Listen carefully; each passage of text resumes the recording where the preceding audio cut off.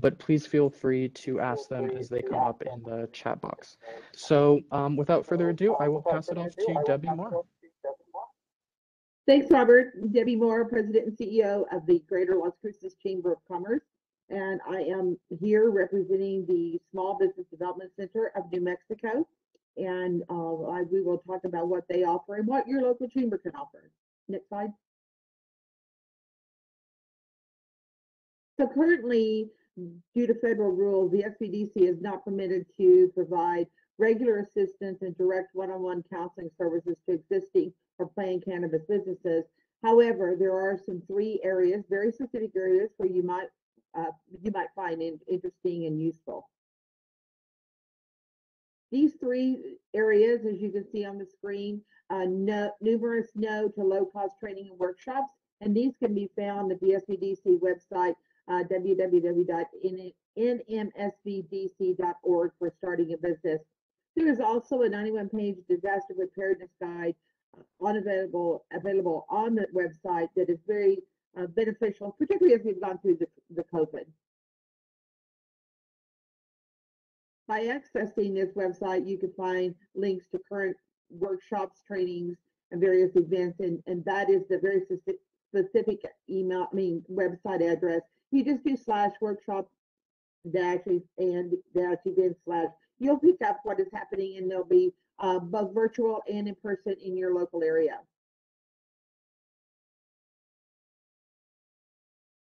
Under the tab on the website, Starting a Business, you can find several documents that will help you maneuver and navigate the process of starting your business.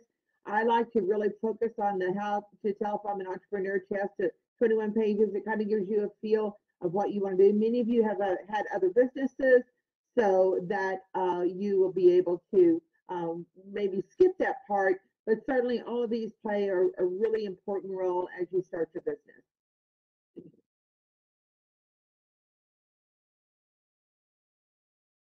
The 14 questions in A are provided, including, I want to start a small business, where do I begin? What is a business plan? Can SBDC tell me about a bank, lawyer, accounting, or insurance company is the best for me and my business? Many of these seminars will cover these topics. If you're just looking at general business and not specifically cannabis, they would be able to work with you one-on-one. The cannabis is the only industry they are not able to work with you one-on-one on, and that's where the chamber comes in.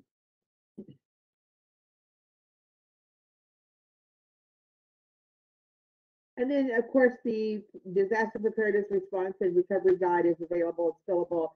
This guide has numerous checklists and handouts to aid businesses in being prepared to respond and recover from any disaster. The chamber available resources, no matter where you are in the state, chances are you have a local chamber of commerce. I would highly recommend that you talk to them. They can give you general business information.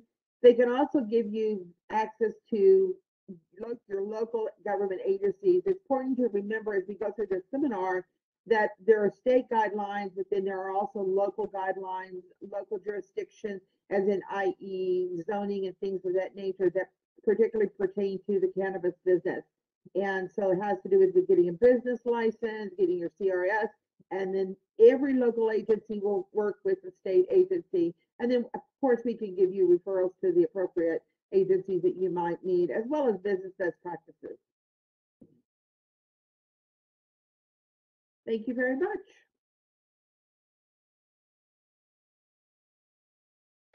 Thank you, Debbie. We appreciate it. So next up, we are very happy to, for the first time, have a representative from the New Mexico Cannabis Chamber of Commerce. On this call today, we have Indy White, who will be walking us through kind of his perspective as someone in the industry. So take it away, Indy. Great. Thank you very much, Robert. I'm happy to be here, happy to and honored to be speaking with you all today. As was mentioned, my name is Indy White. I'm currently the Director and Legal Counsel for Pure Life. I oversee all operations within the state dispensary and grow. I'm also the Board President of the New Mexico Cannabis Chamber of Commerce. I'll go into each organization a little bit. But for those of you who have not heard of Pure Life, we're one of the licensed nonprofit producers within the medical cannabis space. In 2015, we submitted a 1,200-page application to the Department of Health for licensure. There were 87 applicants at the time. 12 producers were selected from that kind of application process. We scored the second highest, which is kind of it's always a bragging point for us.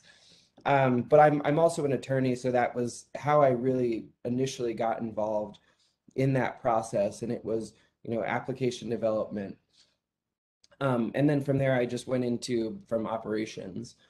Pure Life currently has 4 grows, and we have 9 operational dispensaries, all the way from Farmington, Las Cruces, and Clovis, and in Albuquerque, all over. So, yeah, I went from practicing law, and I opened the very first dispensary on Carlisle and Manal, and that was a tremendous experience. And I learned a lot about the industry, our customer base, and the patients, and cannabis in general. So I really enjoyed it. And also, I'm a representative of the New Mexico Cannabis Chamber of Commerce. We're a relatively new organization.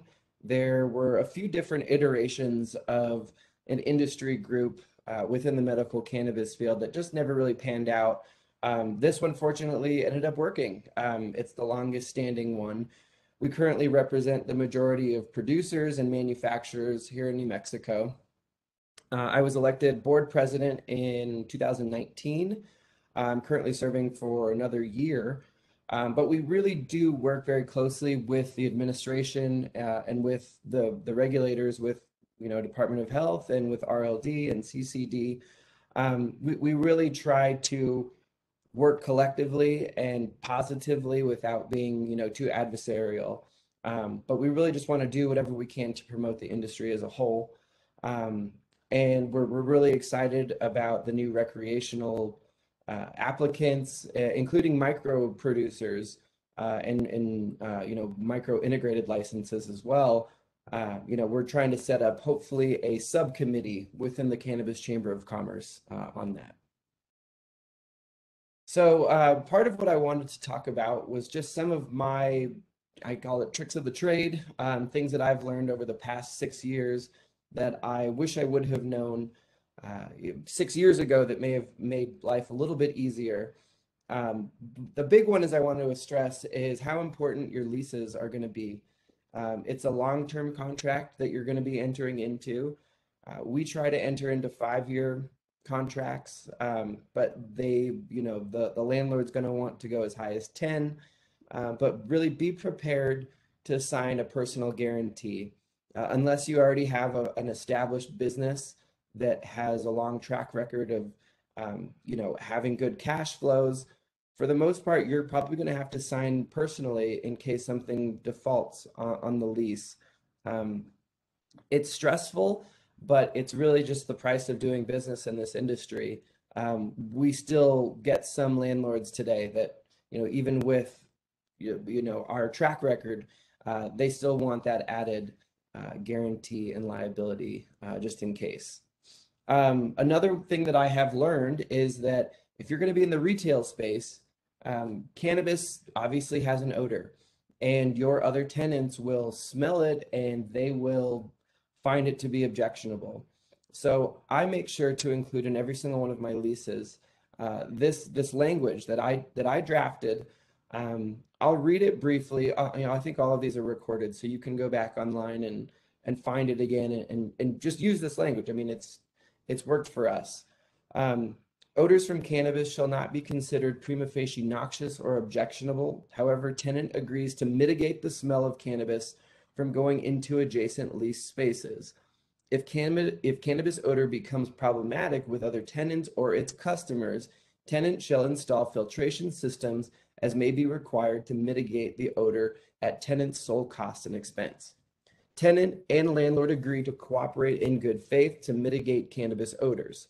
The party's primary objective is to reasonably limit the odor from cannabis emanating from the premises, with the understanding that odors from cannabis can never be entirely eliminated. This is just basically a lot of legal language saying there's always going to be a little bit of smell. We're going to do whatever we can, whatever is reasonable to limit that smell, but we're never going to satisfy everyone. So I recommend copying and pasting that language into whatever lease that you have, because you'll see smell is always going to be an issue with other tenants and with landlords. So this is kind of help protect yourself so you don't get kicked out of a lease just because there's cannabis smell. Don't settle for a cannabis tax. Not really a tax, but it's just what we in the industry call an increased price simply because we're dealing with cannabis. We all take a little bit of it, but don't let people take advantage of you. As for the dispensary, one of my biggest things that I look for is parking. These stores are very, very busy. They require a lot of parking. You need a good ingress. You need a great egress. You will notice that your customer base will come to your store if you have adequate parking. Be prepared to bootstrap. So basically being as lean as you possibly can. I installed almost every single television screen at every single one of our 9 stores by myself, because those are kind of weird trades where it's not easy to find someone to do some of minor, finishing jobs like that. But hopefully I don't have to do that anymore. Be aware of implementing permanent discounts or discount programs. They are nearly impossible to unwind. Sometimes you'll try to implement a discount, as a competitive advantage, but it becomes ingrained within your customer base, and some of those things you just can't undo. So if you're going to have big discount programs, always pose them as this is a temporary sale, even if it's for a month, a season, whatever. Just make sure that it's clear that some of those discount programs aren't going to last forever. Market to your target audience, not just what you like. It's one thing that I had to realize is I'm not always going to be the target audience. So sometimes it's not just what I think is the best looking, or best phrasing of something. It's really tailored to my customers. And find a good debit card processor with low fees. Right now, we charge $3.50 to use a debit card. We don't collect that. That's the processors, but we don't see an additional fee on that. So they're out there. Just make sure you don't, again, get taken advantage of. On the grow side, if you're growing indoors, make sure to make friends with people in HVAC. You will realize that your HVAC costs are going to be exorbitant. You're going to have condensers that break down, air handlers that break down. You're going to have leaks in your cooling systems. Have a lot of redundancies in your HVAC. And again, make friends, because you're going to have to call people on short notice.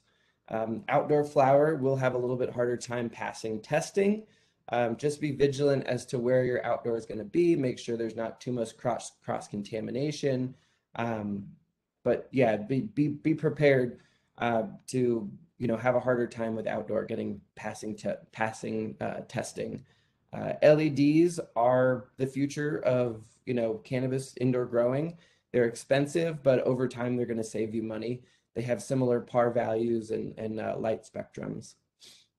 Curing is as important as the cultivation process, so don't waste your whole inventory, all this time growing it, but then not pay attention to the curing process, because you can really damage your product. Mold can grow if it's too humid.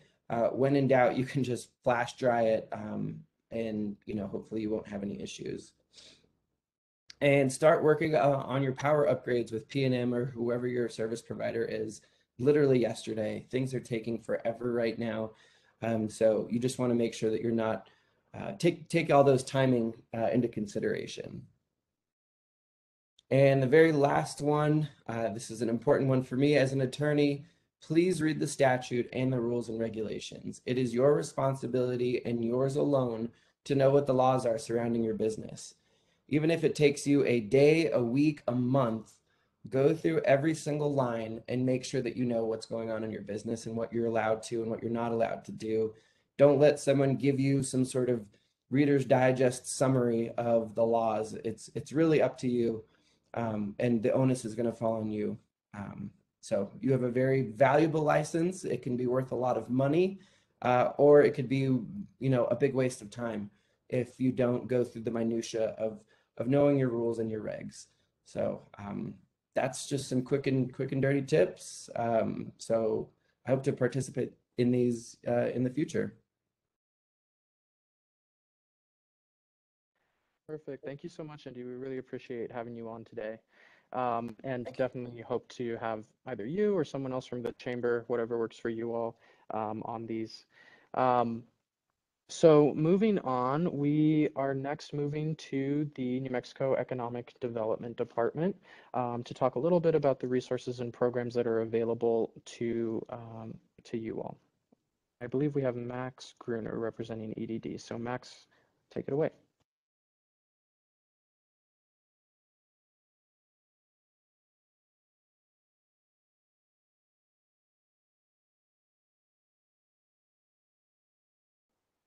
We're not able to hear you, Max.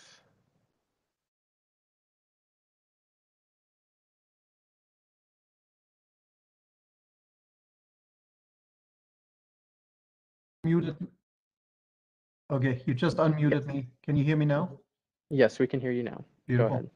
Well, first of all, my name is Max Gruner. I work for the New Mexico Economic Development Department, and Robert and Bernice, thank you so much for hosting these.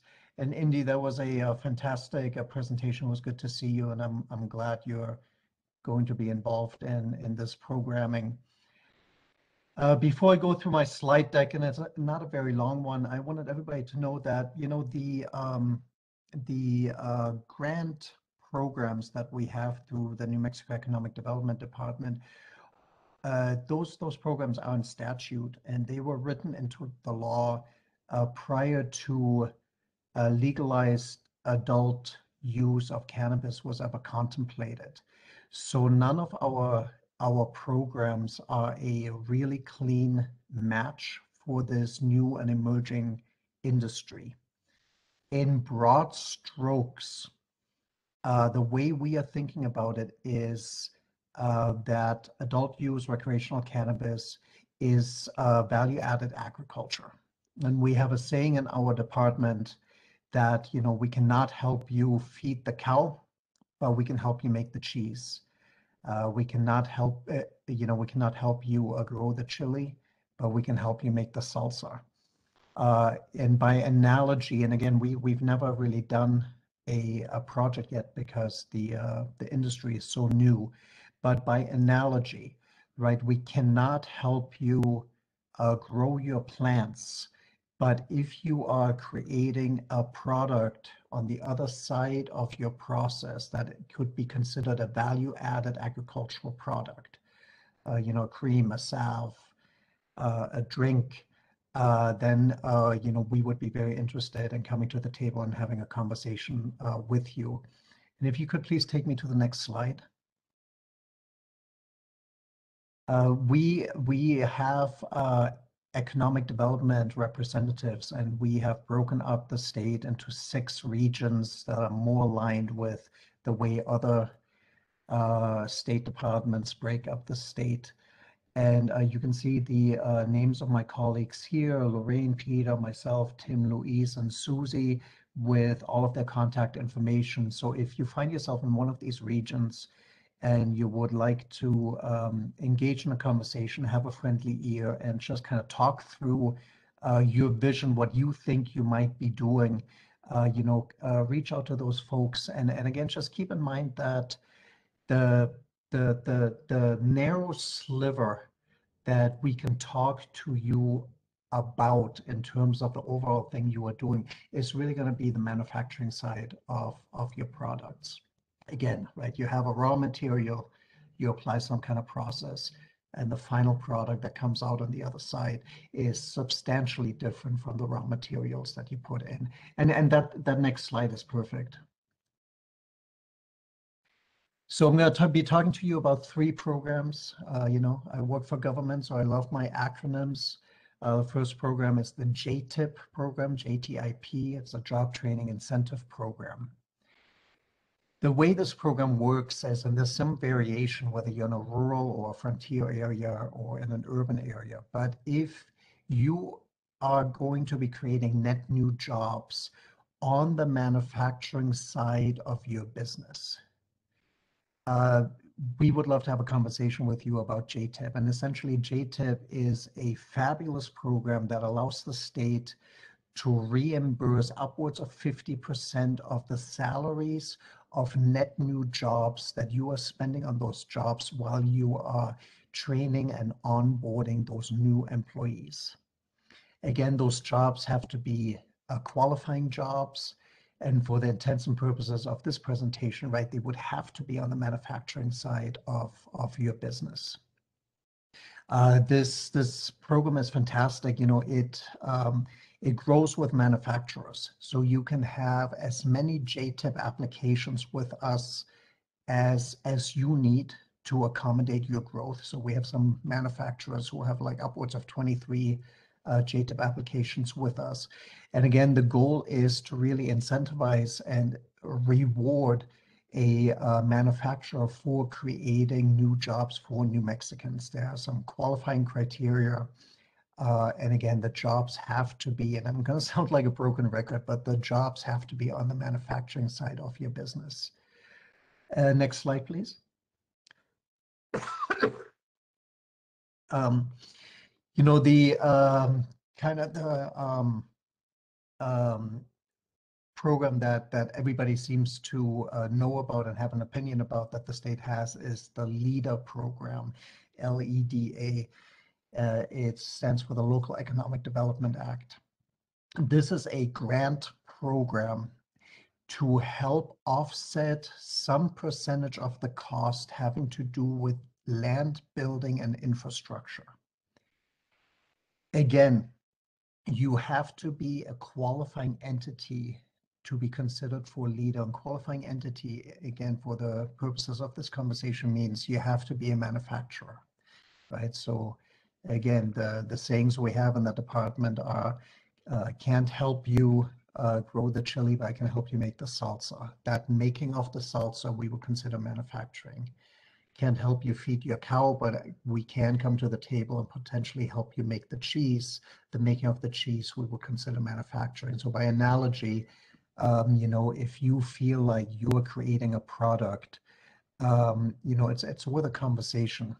Again, LEDA can be used to offset any costs, your percentage of the costs you incur having to do with the acquisition of land, the acquisition of buildings or the construction of buildings, infrastructure improvements or tenant improvements, and such things as mortgages and lease and rent abatements. And if you go to the next slide, if I remember this deck correctly, the one thing I really want to stress is we cannot use the taxpayer, the New Mexico taxpayers' money to pay for equipment. The philosophical underpinnings are, you know, if you got an offer from some other state that you just can't say no to, and you rent your little U-Haul and you pull it up to your site, anything you can take with you. You know, you can unbolt it from the walls, you can unscrew it from the ground, you take it with you, we cannot pay for. So only things that are going to be permanent additions or improvements to the building or to the land would fall under the category of tenant improvements and infrastructure improvements. So again, I just want to underscore this because this is super important, because that's just such a high cost to equipment that folks in your industry are experiencing, and we can categorically not use LEDA grant money to pay for equipment. And then if you go to the next slide, please. This is a program that I'm super excited about, and I'm going to try to get you excited about it, and then I'm going to reel it in and really disappoint you. The CAP, the CAP program, Collateral Assistance Program, is a program the state has. No money exchanges hands. It is a program that allows the state to help an entrepreneur who is desiring to get a traditional loan through a financial institution with the collateral and the security. So essentially in the world, according to Max, the way this would look is you would walk into a bank. The bank would qualify you for a loan, say $100,000. And then the bank's going to look you in the eye and say, so how are you going to secure that? And you're going to be like, well, I'm already highly leveraged, like what can I do? The CAP program allows the state of New Mexico Economic Development Department to come in and secure on your behalf 50% of the principal of the loan that the bank is qualifying you for. We have a whole list of banks we work with. If your bank of choice is not on that list, we are happy, and this would be invisible to you. You would just have to let us know. We're happy to work with that bank to, bring the bank into the fold and have them be a participant in this program. Having said all of this, and I know we have a number of banks that are going to be presenting a little bit later on. So this is a little bit outside of what I'm an expert in because things seem to be changing quickly. And I just had a vigorous argument with a colleague, and I think my colleague was wrong and I think I was right. But again, I come with humility to you. It is my understanding that to this point, since recreational adult use of cannabis is still federally illegal, it is my understanding that there is no bank in the country, if that bank is under the federal umbrella, that can provide loans to members of this industry. And again, if that is incorrect at this point, you'll hear about this later in this presentation, and I will stand down. So as far as I can tell, this CAP program is purely theoretical at this point in terms of federally regulated financial institutions. If there ever were a change where, a bank or a credit union can execute loans on your behalf, the CAP program is going to be a fantastic resource. Having said that, I want to give one caveat to that. We have in the state of New Mexico what's called CDFIs. These are community development financial institutions that are not regulated by the federal government. It is at least theoretically thinkable that a CDFI can execute loans for you, and we are able to bring this CAP program to bear in that kind of situation. So again, I will stand, I will stay on, and I'll stand for questions at the end of this presentation. And Bonita, if you don't mind, is there one more slide, or is this it? Okay, so as I said, the collateral assistance program is fantastic. There are really no limitations to what you can use that loan for. Okay, and with that, I am done with my presentation. Thank you again. Thank you, Max. And I think there might have been some audio issues on my end, so hopefully that's resolved now.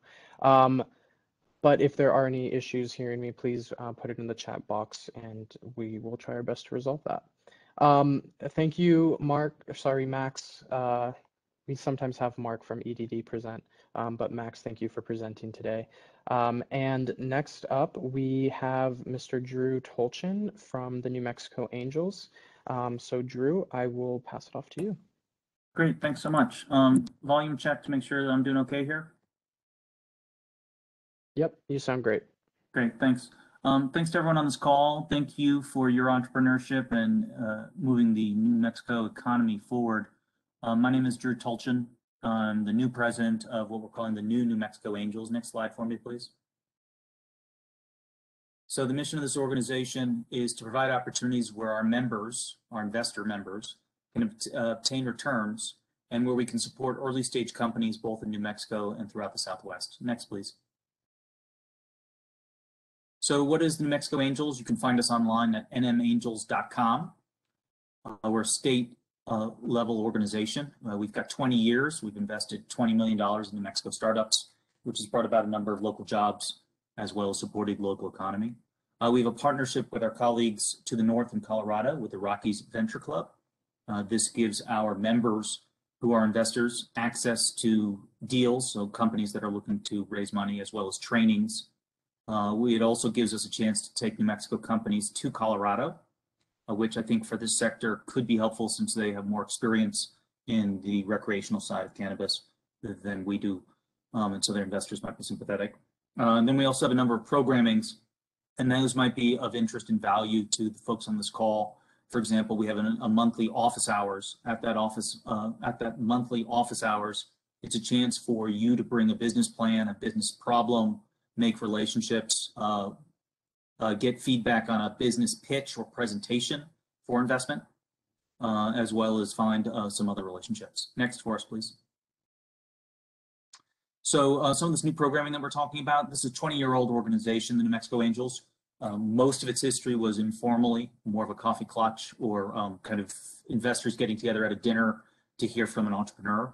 And what we've done this last calendar year with COVID and the real need in New Mexico is to expand this into an ecosystem and a network where we really want to have an entrepreneur who needs something be able to be connected to the resource they need. And so we want to be a referral source, we want to be a convener, and we'd like to be available to help.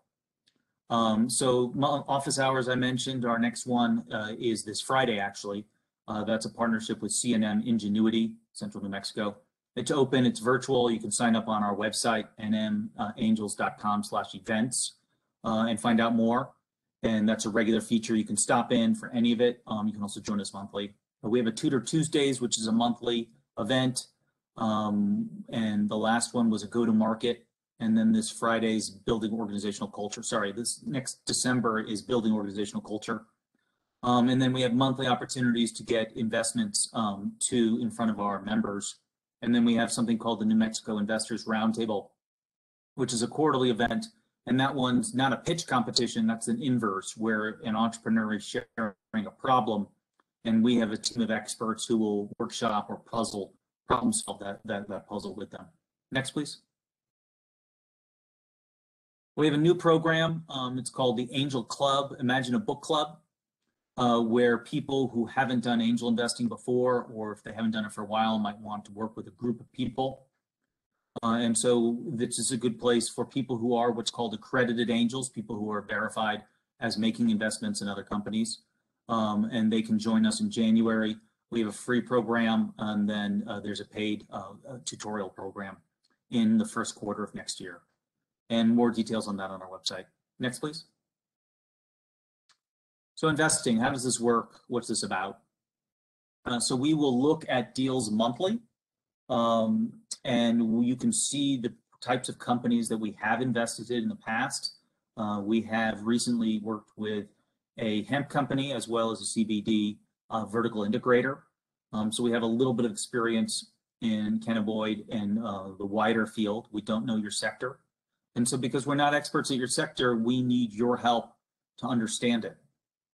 If we're looking to invest, this is people's private capital, where their choice is the private market. So are you a better investment than Apple stock, than Tesla stock, than a real estate business, than buying a building? And so it's up to you with your company to be able to provide the information to an investor that helps them to understand the opportunity you're providing. This is not a grant. No one is giving money. This is an investment, and the expectation is a partnership and a return. And so any good investor will do what's called due diligence, which means that they'll ask a series of questions. They'll want to see certain documents. They would like to see the verification. They'd like to meet the owners. And so it's important from my experience with early stage companies that you be organized, that you have paperwork, that you present yourself professionally, and that you've done the basic building blocks of a company. So for example, are you legally registered in all places of which you're doing business? Do you have a bank account, and can you provide those bank statements? Have you earned revenue already, or will you be making revenue, and do you have financial projections that are logical and show a reasoned way that you're going to make money and then provide a return to an investor? What is the way that that investor makes money and gets a return? What is the legal document that they are investing in your company and then earning a return. So those are some of the questions that are important. And what we find is we have a lot of entrepreneurs that will approach us, but they haven't gotten their closets in order. They haven't done the foundational work. And so it just means that an angel can't invest in you. If you don't have a bank account, if you don't have legal registration, it's just not physically possible to invest in you. So take care of the homework, take care of the groundwork, take care of organizing your closets before you start reaching out to investors. Next, please. We are a network, as we said, so we wanted to share some of the sponsors and other organizations involved. Some of these folks may be helpful to you in what you're trying to do, or as we build a community around this. So, for example, Sunny 505 is a PR company. They're very well respected in town. They do a lot of work. Many startups could benefit from marketing and promotion or design. And so get yourself a good company that can do these things. Sunny 505 is an example, and they've participated in our community. There's a number of lawyers. Vela Wood is a law firm out of Texas. Sutton Thayer Brown is a respected law firm here in New Mexico. And then our cities can also be helpful. Next slide, please. So we have a number of entities who've also helped law firms, technology companies, incubators, and so forth. And so a lot of these folks are committed to helping the New Mexico economy grow. We can find mentors, people who have experience in business if there's something you haven't done in business before, or you'd like feedback from kind of a safe, experienced hand who might be able to help you on your marketing or your financial projections or your sales or your manufacturing approach. While it's true, many folks might not have expertise in your sector. What I have found is if you get somebody who's a real expert at, say, marketing, they know the 5 or 10 questions to ask you. And so they can help you think through a puzzle, particularly if you haven't done this before, or if you have done it before, but you haven't done it for a while, to be able to see what's around the corner and know what's coming so you can be prepared as a business manager as well as run a solid business. Next, please. So we have a partnership with Rockies Venture Club. Again, this gets us the opportunity to take investable deals that from New Mexico into Colorado and expand and get a network of 200 angels. They also have a number of events themselves and a bunch of educational opportunities. They have a pitch academy. So if you are a high growth company that is looking for venture or outside investors, a pitch academy is a good way to get to know the Rockies Venture Club community and to get feedback on investment presentation. Next, please. So give you an example of what has happened in terms of investment. This has been a pretty active year. We've worked with 11 companies and we've gotten $3.6 million so far into private investment companies. Again, none of these is specifically in your sector. So the more that your company can look like a high growth company that an angel is used to working with, I think the better off people will be. So again, good presentation, a team, solid understanding of your marketplace, solid product, and so forth. But these are examples of some of the companies that we have worked with. Next. And so one of the things we're trying to do is have New Mexico metaphorically have a rising tide, even though we're in the desert. We want to lift all ships, but we want more boats on the water and we want bigger boats. And so what we really want to see is having the community work together, which is why we feel very strongly that the Department of Licensing is doing an excellent job to have these convenings monthly. And my hat's off to everyone in that group and that office. I find them to be highly responsive. They're everything that we want public servants to be, and you should be encouraged to use them as a resource. There's a number of other both public as well as nonprofit organizations that can help in the growth arena. And we'd like to give credit where credit is due. The state entity, MAX, who just went, New Mexico EDD, they've been doing great programs. JTIP, LEDA, and their acronyms. He mentioned the CAP program. You know, what I'm wondering is if some of you are on this call and maybe you're not growing yourselves, but maybe you're manufacturing or you're reselling other products that enhance the industry. And so that type of thinking, perhaps there's some ways to make sure that your company is legal and is operating and can make use of state programs that are interacting with federal entities. So these are areas we might all think about and get some good advice on so that you can get the benefits you need. City county government, I think, is very good about this stuff.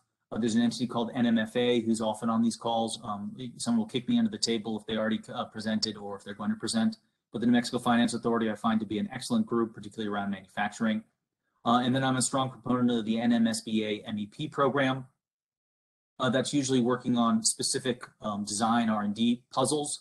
So if you're working on a new product or a new way of doing things, they could be a good partner for you. And the reason why these things are important is because it's a return on investment for all of New Mexico. Our tax dollars can generate more value in a better economy. And it's important for us collectively to really win this game. And what I mean by that is let's celebrate businesses that are doing well. Let's get New Mexico EDD to recognize you. The proverbial ribbon cutting. Secretary Alicia Keys, our Cabinet Secretary for Economic Development, there's nothing better than to send out officials to be able to recognize a company that's growing, creating jobs, and doing good things. Let's get you media attention. If that's not an expertise of yours, the benefit of our small state is we should reach out to the 1 degree of separation and be able to get you in touch with a local radio station, a local newspaper, a journalist, TV, and let's use those things. Let's look at investment and leverage it. So every dollar that you're bringing in, let's get a dollar layered on top of that so that you can have more be more. And people want to be part of something that's winning. So if we can show that the recreational launch is going well, that I think we'll get more attention, be able to do more for it. Next, please. Cool. So summary, NewMexicoAngels.com, take a look. The one thing to highlight is that we don't work with that many companies, so this is a selective group. It's not going to work for everybody. The nomenclature in our industry is what's called a lifestyle business. So if you're building a company that's really good for you, your family, maybe 1 or 2 employees, that's incredibly important and valuable, but it's probably not going to be venture funded. Maybe you get the proverbial rich uncle or a friend or a business colleague to help invest, because there's no question you need startup money. But the angels isn't necessarily the community for you. We are happy to give you feedback on an investor presentation or a business plan or financial projections. We do have a couple of mentors. These are volunteers, retired professionals in business who'd like to give back. So we can do some of that matchmaking. We can't do it for 100 because we're a small organization, but we're happy to support where we can. People who do have a new idea that is going to be a high return prospect, where if an investor puts in $1, it's clear how they can get money out, whether that's debt, equity, or some other sort of return. We can take a look at that. Our website is pretty clear on how you submit information to us and how you reach an angel community. So please take a look at that. And we have a couple of events coming up. We welcome people at our public events. We welcome people to be members as angel investors or as entrepreneurs or as ecosystem partners. And again, we want to see you be successful. So I'll turn it back over to our leaders. If there are questions or if I went too fast, I'm happy to clarify anything now. Otherwise, we can follow up later. Thank you, Drew. Appreciate it. Next up, we have the securities division from RLD, but really quickly before we jump to them, I noticed that we have on our call our new director of the Cannabis Control Division, Kristen Thompson. So I just wanted to give her the opportunity to introduce herself to you all, to our panelists, to our attendees. So Kristen, I will pass it off to you.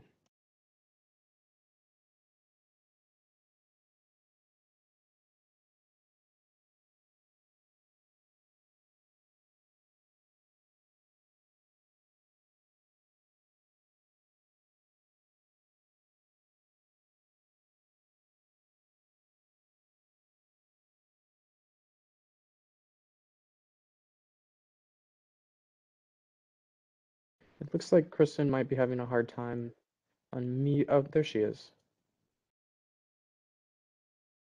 Let's see. Kristen, your mic might not be connected. If you want to work on that, I'll pass it over to Ben Trope from securities, and hopefully we can circle back to you and introduce you. So our next presenter will be Mr. Benjamin Trope from the Securities Division, and I will pass it off to him. Thank you very much, Robert. Good morning. My name is Benjamin Trope. I'm the Interim Director of the Securities Division of the New Mexico Regulation and Licensing Department. And I'm going to briefly kind of run through what the Securities Division does and some of the laws that affect securities offerings, investments, and may potentially affect your new business. It's going to be very brief. Certainly encourage anybody to contact me, to contact the Securities Division with any questions when we're done. So let me just get started here. The Securities Division regulates securities offerings, and security generally means an investment instrument.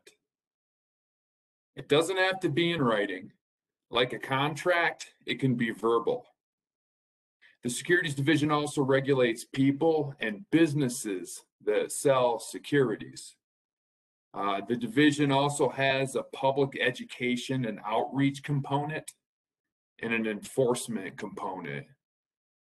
The education and outreach personnel, they put on events, both live and in this day and age, virtual events, help produce and distribute material like traditional printed pamphlets, public service announcements that are broadcasted via internet, television, and radio. Our enforcement unit employs investigators, and these people are also certified peace officers. The enforcement unit employs attorneys who possess statutory authority to initiate cases based on securities laws violations on the administrative, civil, and criminal levels. So who regulates securities? All states regulate securities. The federal government regulates securities. And I'll give you a very, very, very, very brief history lesson. Securities regulations today and securities laws are based on what are known as blue sky laws. And these began in the early 20th century, and they became prevalent after the Great Depression. States and the federal government started to enact based on the need to establish confidence in the investment markets and to protect citizens from scam artists, which were really, really prevalent back in the early 20th century. So why do we regulate securities and the sales of securities? It's to protect investors and to promote confidence in the marketplace. Next slide, please.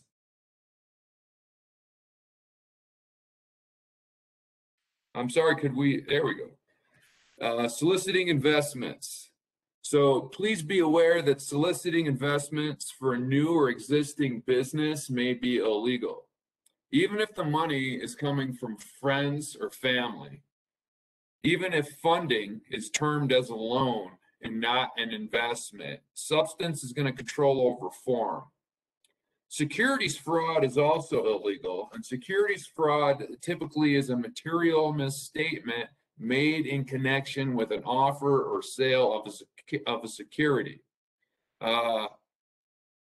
Securities fraud could also, it's not only an affirmative statement, it can be an omission of material fact in connection with an offer or sale of an investment. I guess the point is, as with any major business decision, consider the legal and financial requirements necessary to get your business up and running.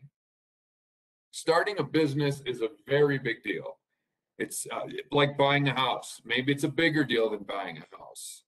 And like buying a house or any other important life decision, it may be a good idea to get assistance from professionals.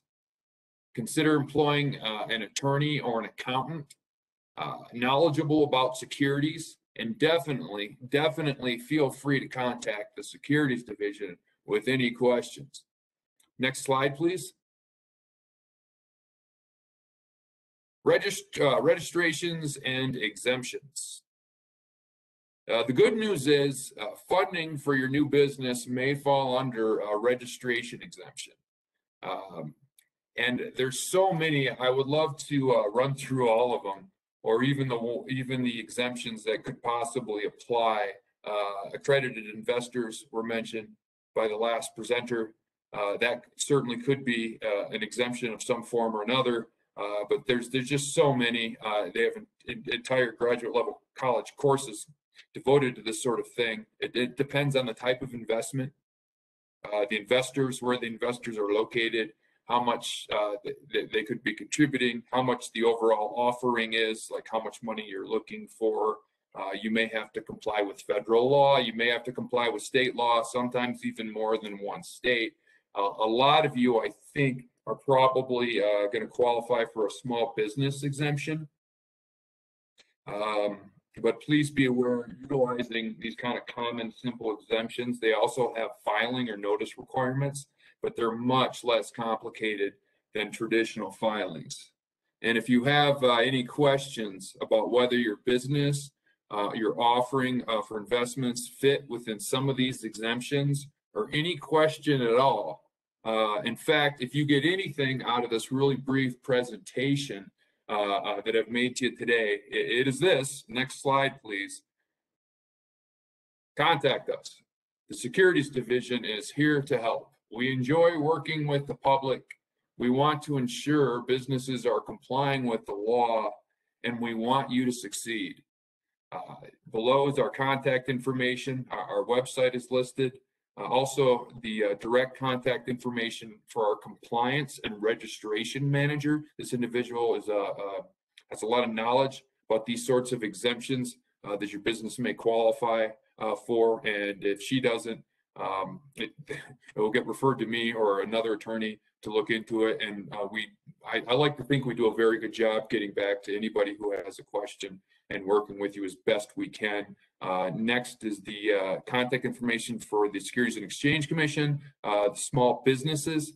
Website is listed there as well. And finally, the coordinated review program, that's for multi-state offerings, and that's actually real complicated. So if you are thinking about making a multi-state offering, again, think about hiring an attorney, a securities attorney, and certainly feel free to contact us. That's all I have this morning. So thank you very much for your time, and good luck to you all. Thank you, Ben. Appreciate having you on. I'm going to try Kristen again and see if she is able to get her mic working.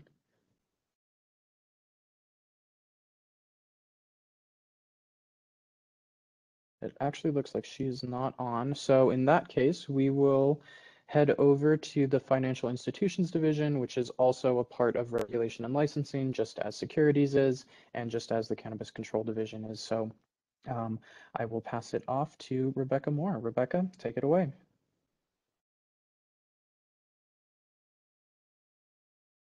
Sorry, Rebecca, I think you might be muted.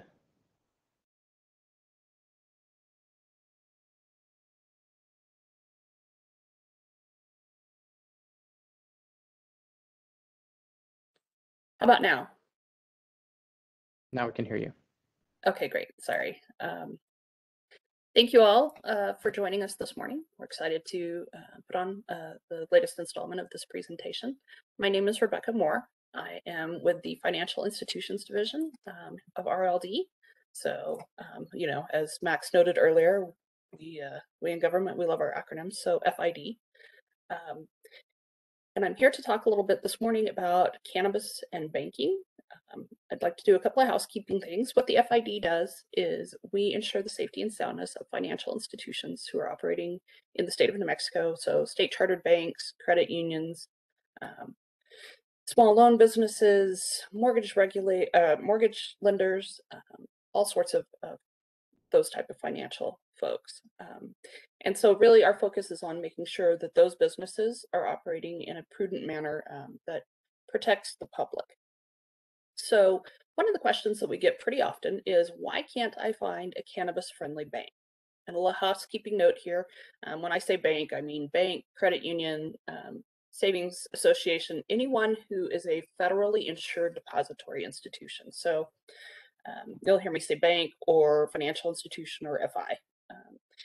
You'll also hear me say marijuana a lot, because I'm going to refer back to some guidance that came out quite a long time ago now that they use that terminology, so you'll hear me say that, so I apologize. Use that and cannabis interrelated. But why can't I find a cannabis-friendly bank? So a little history lesson. We go all the way back to 2013, and the Department of Justice issued something called the Cole Memo. It's officially titled Guidance Regarding Marijuana Enforcement. And what this did is really kind of open the door for financial institutions to take on businesses that specialize in this space. And what it did really is it limited investigative and prosecutorial resources to address the most significant threats that they saw that could be potentially related to cannabis, rather than just cannabis itself. So they focused on crimes like promoting distribution to minors, other illegal activity that was using cannabis as a cover. So they want to make sure that, meth wasn't going out the back door. Violence and firearms in cultivation or distribution, drug driving, those sorts of problematic issues that they really wanted to focus on. And like I said, that came out in 2013. In 2014, the Financial Crime Enforcement Network, or FinCEN, issued FIN 2014 G001, and this was called Guidance Regarding BSA Expectations Regarding Marijuana-Related Businesses, or MRBs. Really, the first part of it just goes back and almost reiterates what's in the Cole Memo, and then uses that to focus in on what they want to see regarding financial institutions providing services to MRBs. And it outlines really the due diligence that financial institutions have to undertake, and the reporting requirements that they also have to undertake if they are going to provide services to cannabis industry. Back in 2018, the Department of Justice rescinded the Cole Memo. However, FinCEN guidance was not rescinded, and that continues to live on to this day. So that's really the basis for what financial institutions look at when considering whether or not they want to offer services to the cannabis industry. Because they are federally insured, they still have that federal oversight, as well as our oversight. So they have a balancing act there. So they look back to that.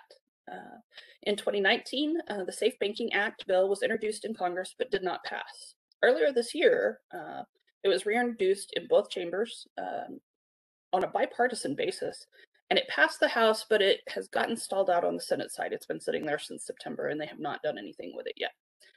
That would open up the door even further to actually give banks and other financial institutions a safe harbor for banking MRBs.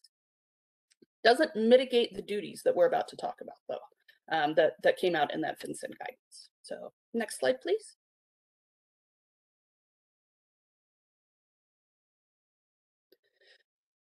So that due diligence that we were just talking about, what happens before an account can be established and while it's open?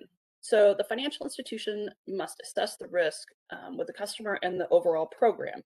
So at a minimum, they have to verify with RLD, with the Cannabis Control Division, that the marijuana-related business is licensed and registered. They have to review that entire license application and any related documents that were submitted in order to obtain that state license. They have to also come to the Cannabis Control Division and request any available information, publicly available information about the business and the related parties. So that is, the managers, the ownership, all the way up. And really develop an understanding of the normal and expected activity for the marijuana-related business, which, of course, right now is rather challenging because we're in a new space. But they're going to look at the types of products that are sold, the type of customers that are going to be serviced, whether there's on-site consumption, all of that is going to go into that really understanding the business.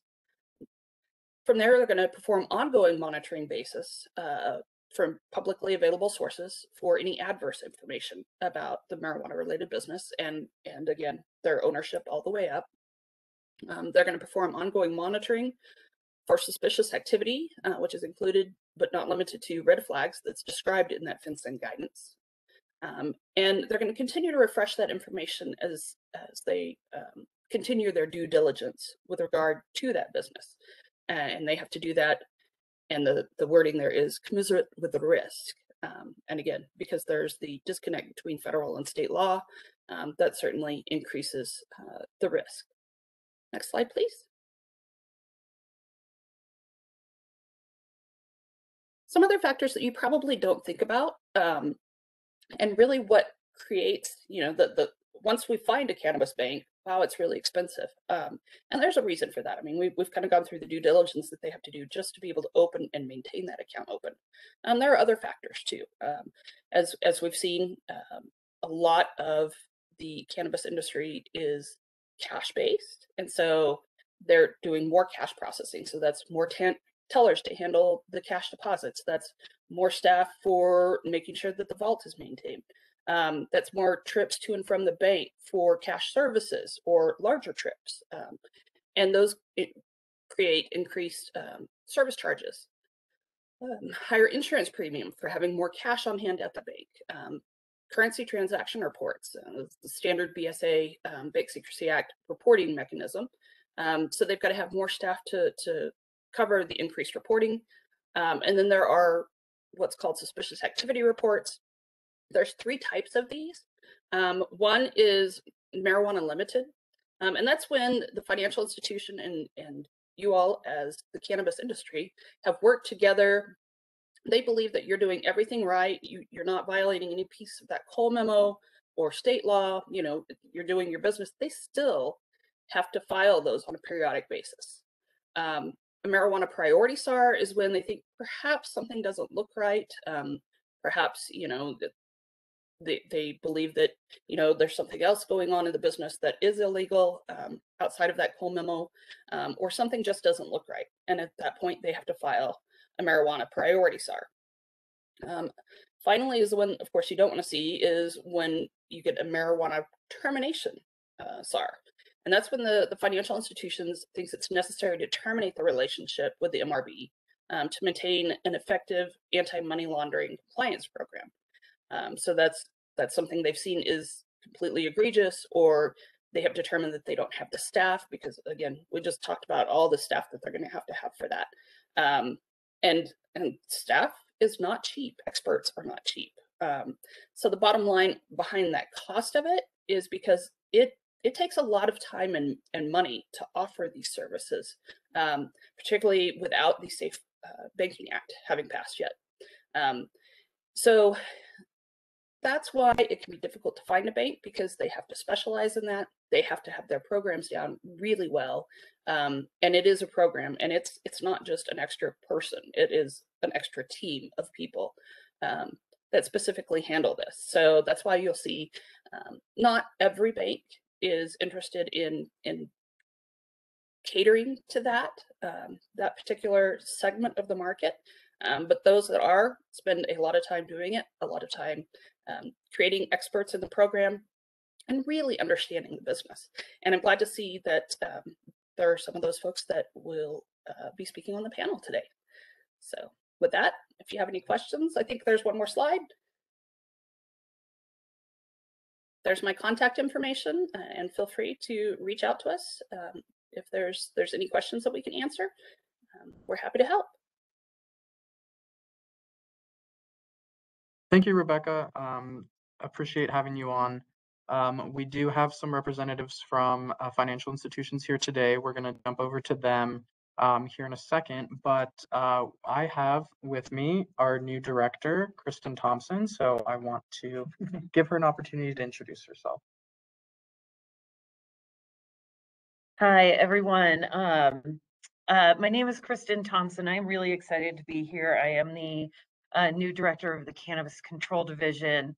I actually come from about 12 years of policy background in working in all aspects of cannabis industry regulation, working with government agencies. So I'm excited to be a part of growing the country's best control agency and working with every single business out there to make sure that this is not only a successful program, but a successful industry. And we are very excited to be here. This is a great tool.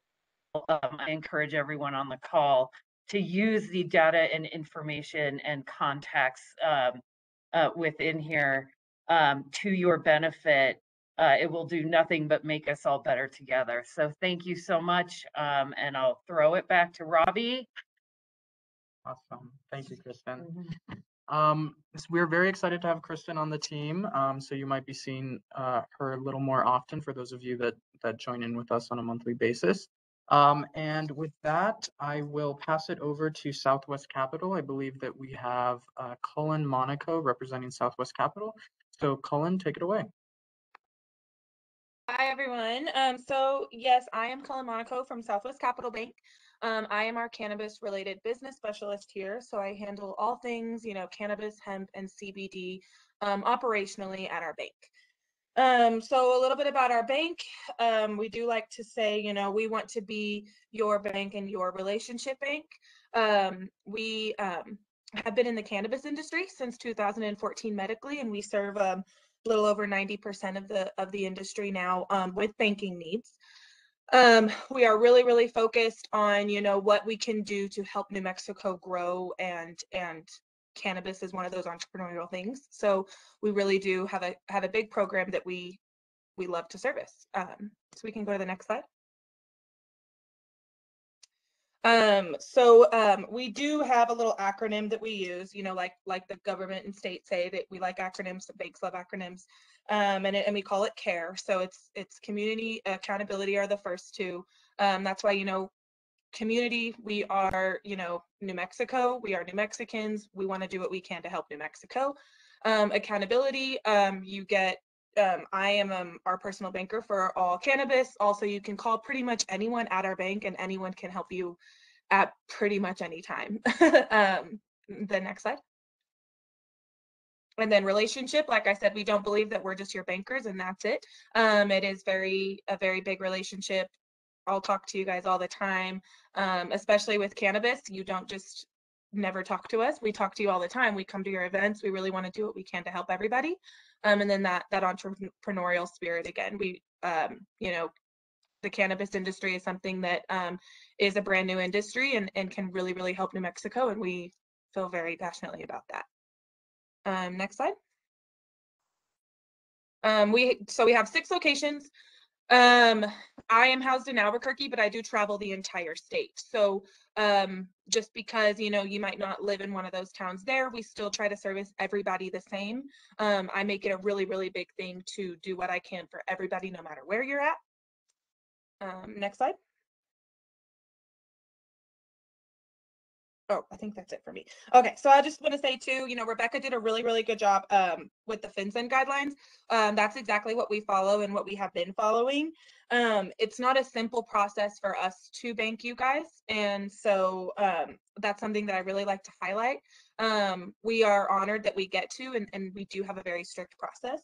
But if anybody ever wants to, talk more about what exactly our processes are and what we're doing and those types of things, please feel free to call me. If you write in the chat, I'll give you guys my email and my phone number, and I can talk to anybody at any time. But thank you. We're happy to be here.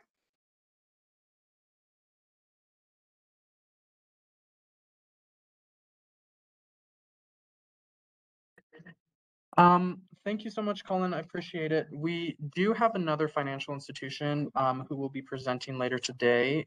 That's Erie Group. They will be joining us after 11 a.m.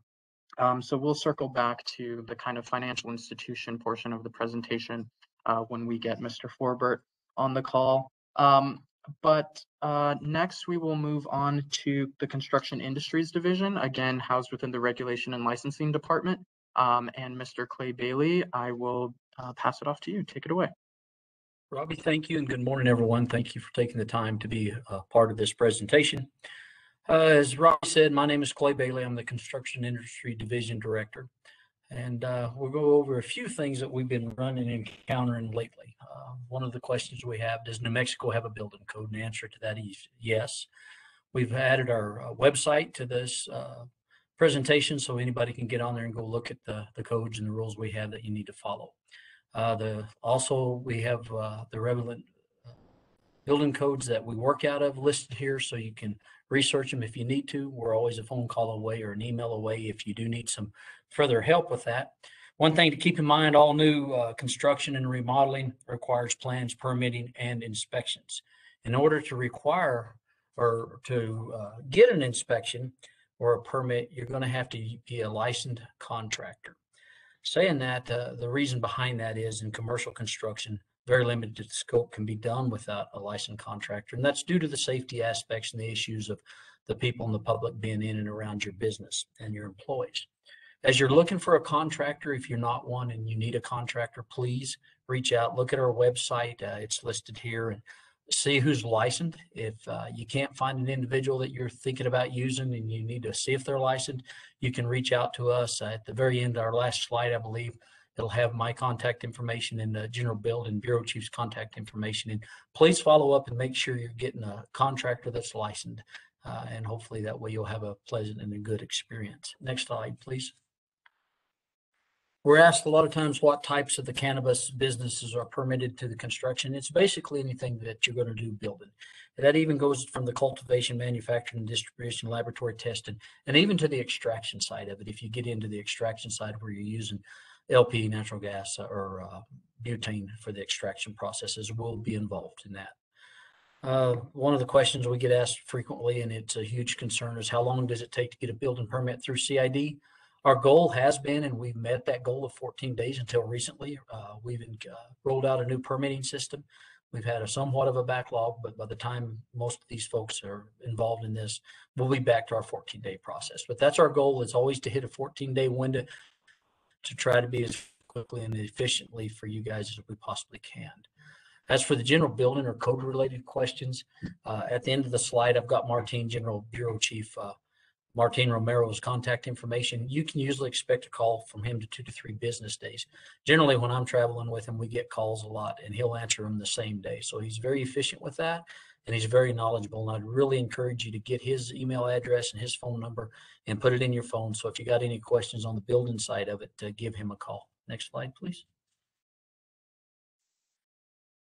The conformance issues, as you're moving forward and you're looking at these items, and I think it was Indy that spoke to somewhat about leasing and that type of things, of structures or properties you may be looking at, you really want to pay attention to the conformity issues. You're not always going to be dealing with CID and construction. There's local jurisdictions such as Albuquerque, Rio Rancho, Las Cruces that you'll be dealing directly with them. You'll be dealing with state fire marshals, local fire marshals. Take the time to reach out and find out which entity you need to be involved with, either the cannabis division or some of my staff from CID will be able to assist you with that and hopefully point you in the right direction. As you're leasing these buildings or you're buying new properties, please reach out to us if you have any hesitation or any doubt, because as you're changing occupancies and you're moving from what maybe was a warehouse and now you're going to do a grow facility, or you're putting in a storage or a manufacturing, if that wasn't the intended use of these buildings, you're going to have to get a new CO, which means you may have to do some remodeling, you may have to do some changing or architect or engineering. So before you spend the money, please reach out to us. We'll assist you with that. In the past, we've already seen some folks that reach out and get properties and do conversions and changing them, and then it's hard to come through the back door to get it corrected. So if we can help you in the beginning so you know what you're looking at, knowing what rules you're going to need to do, please reach out to us and we'll assist you any way we can. And again, if you're in doubt, please call Martine. Next slide, please. So my presentation is fairly simple, fairly quick, but there again, here's our contact information. Richard Lucero's information will be valid till the end of December. Then we'll be changing him as he's going to be retiring. But there again, please reach out and let us know. Robbie, thank you. Thank you, Clay. I appreciate having you on. Next, we will move to the New Mexico Office of the State Engineer, and Mr. John Romero will be presenting on their behalf. Mr. Romero, take it away.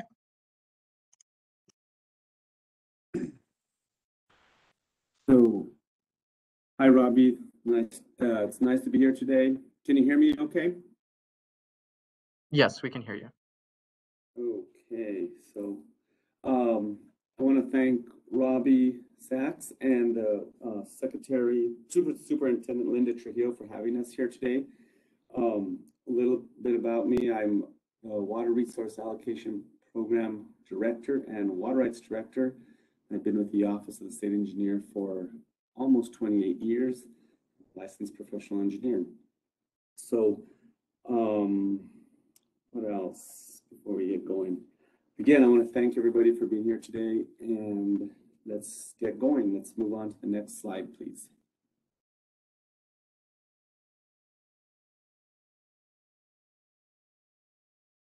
Next slide, please. Okay, thank you.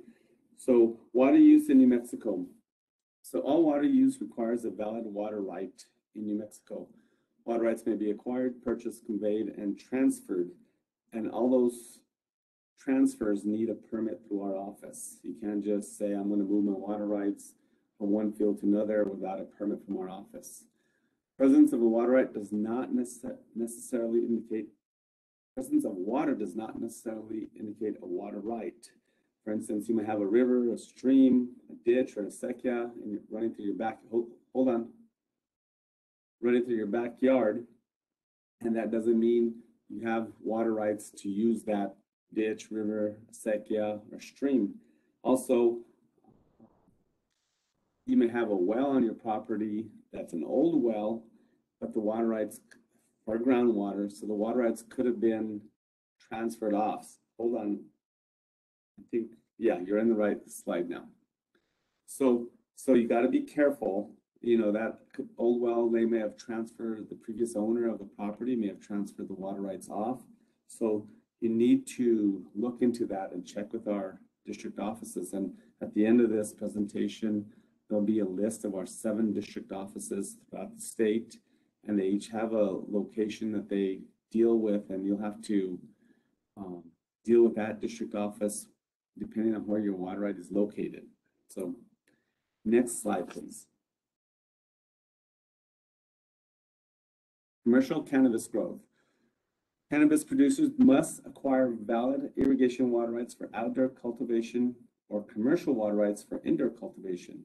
And that was in the law that was recently passed, and it's in the rules that were recently promulgated.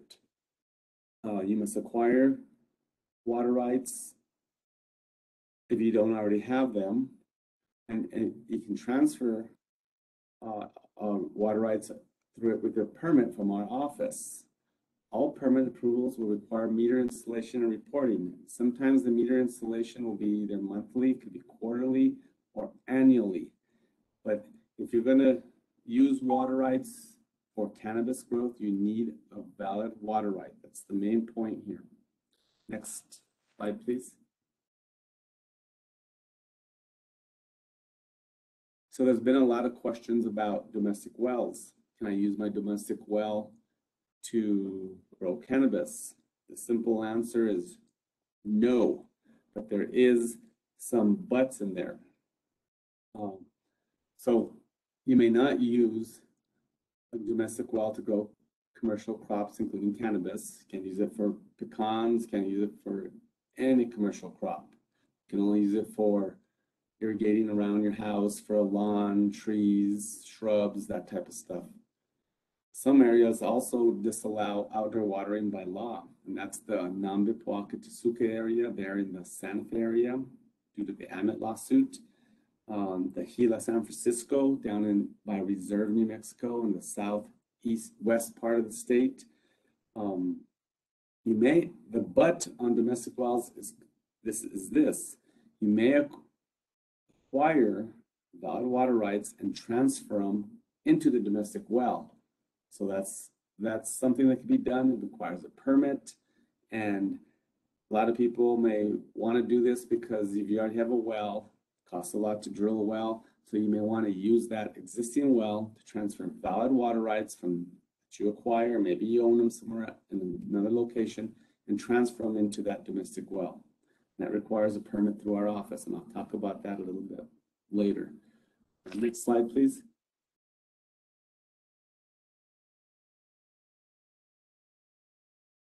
So domestic wells were groundwater. Now we also deal with surface water. Surface water are ditches, rivers, streams, springs, or other water sources that have water rights associated with them. You must have a right by permit or other type of right to divert surface waters.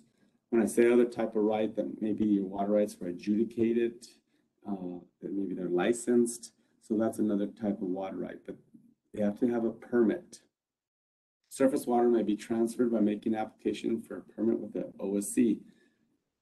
Any use of water in New Mexico requires a permit through our office. Any movement you're going to transfer water rights requires a permit through our office. I want to stress that.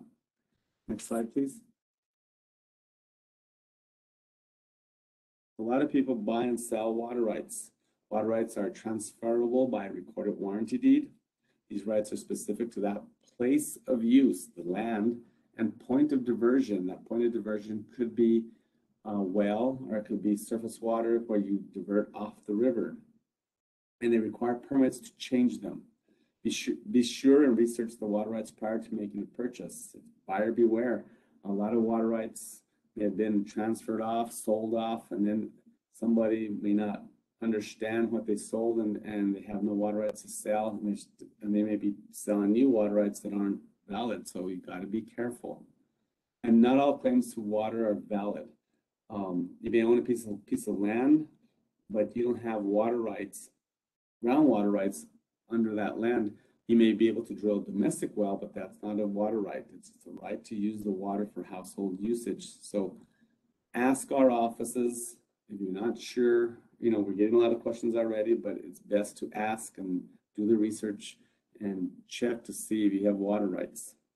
Next slide, please. So I've been talking about transfers of water rights, maybe finding a valid water right and transferring it to the domestic well you may have on your property. Well, those transfers or that type of activity will come through our office. It needs to be permitted through our office.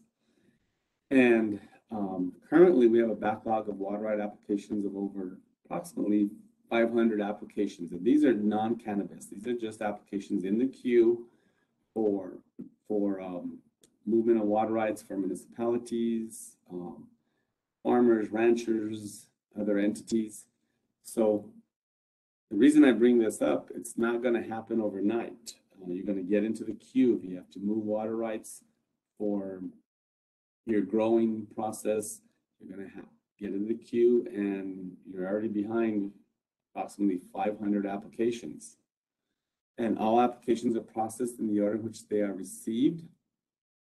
The average processing time is 8 to 10 months, could be longer if you get a protest. So these applications have to be advertised in the newspaper, and that process alone is about 70 days. So you have to advertise it. After that process is over, if you have no protests, we'll evaluate the application on its own merits.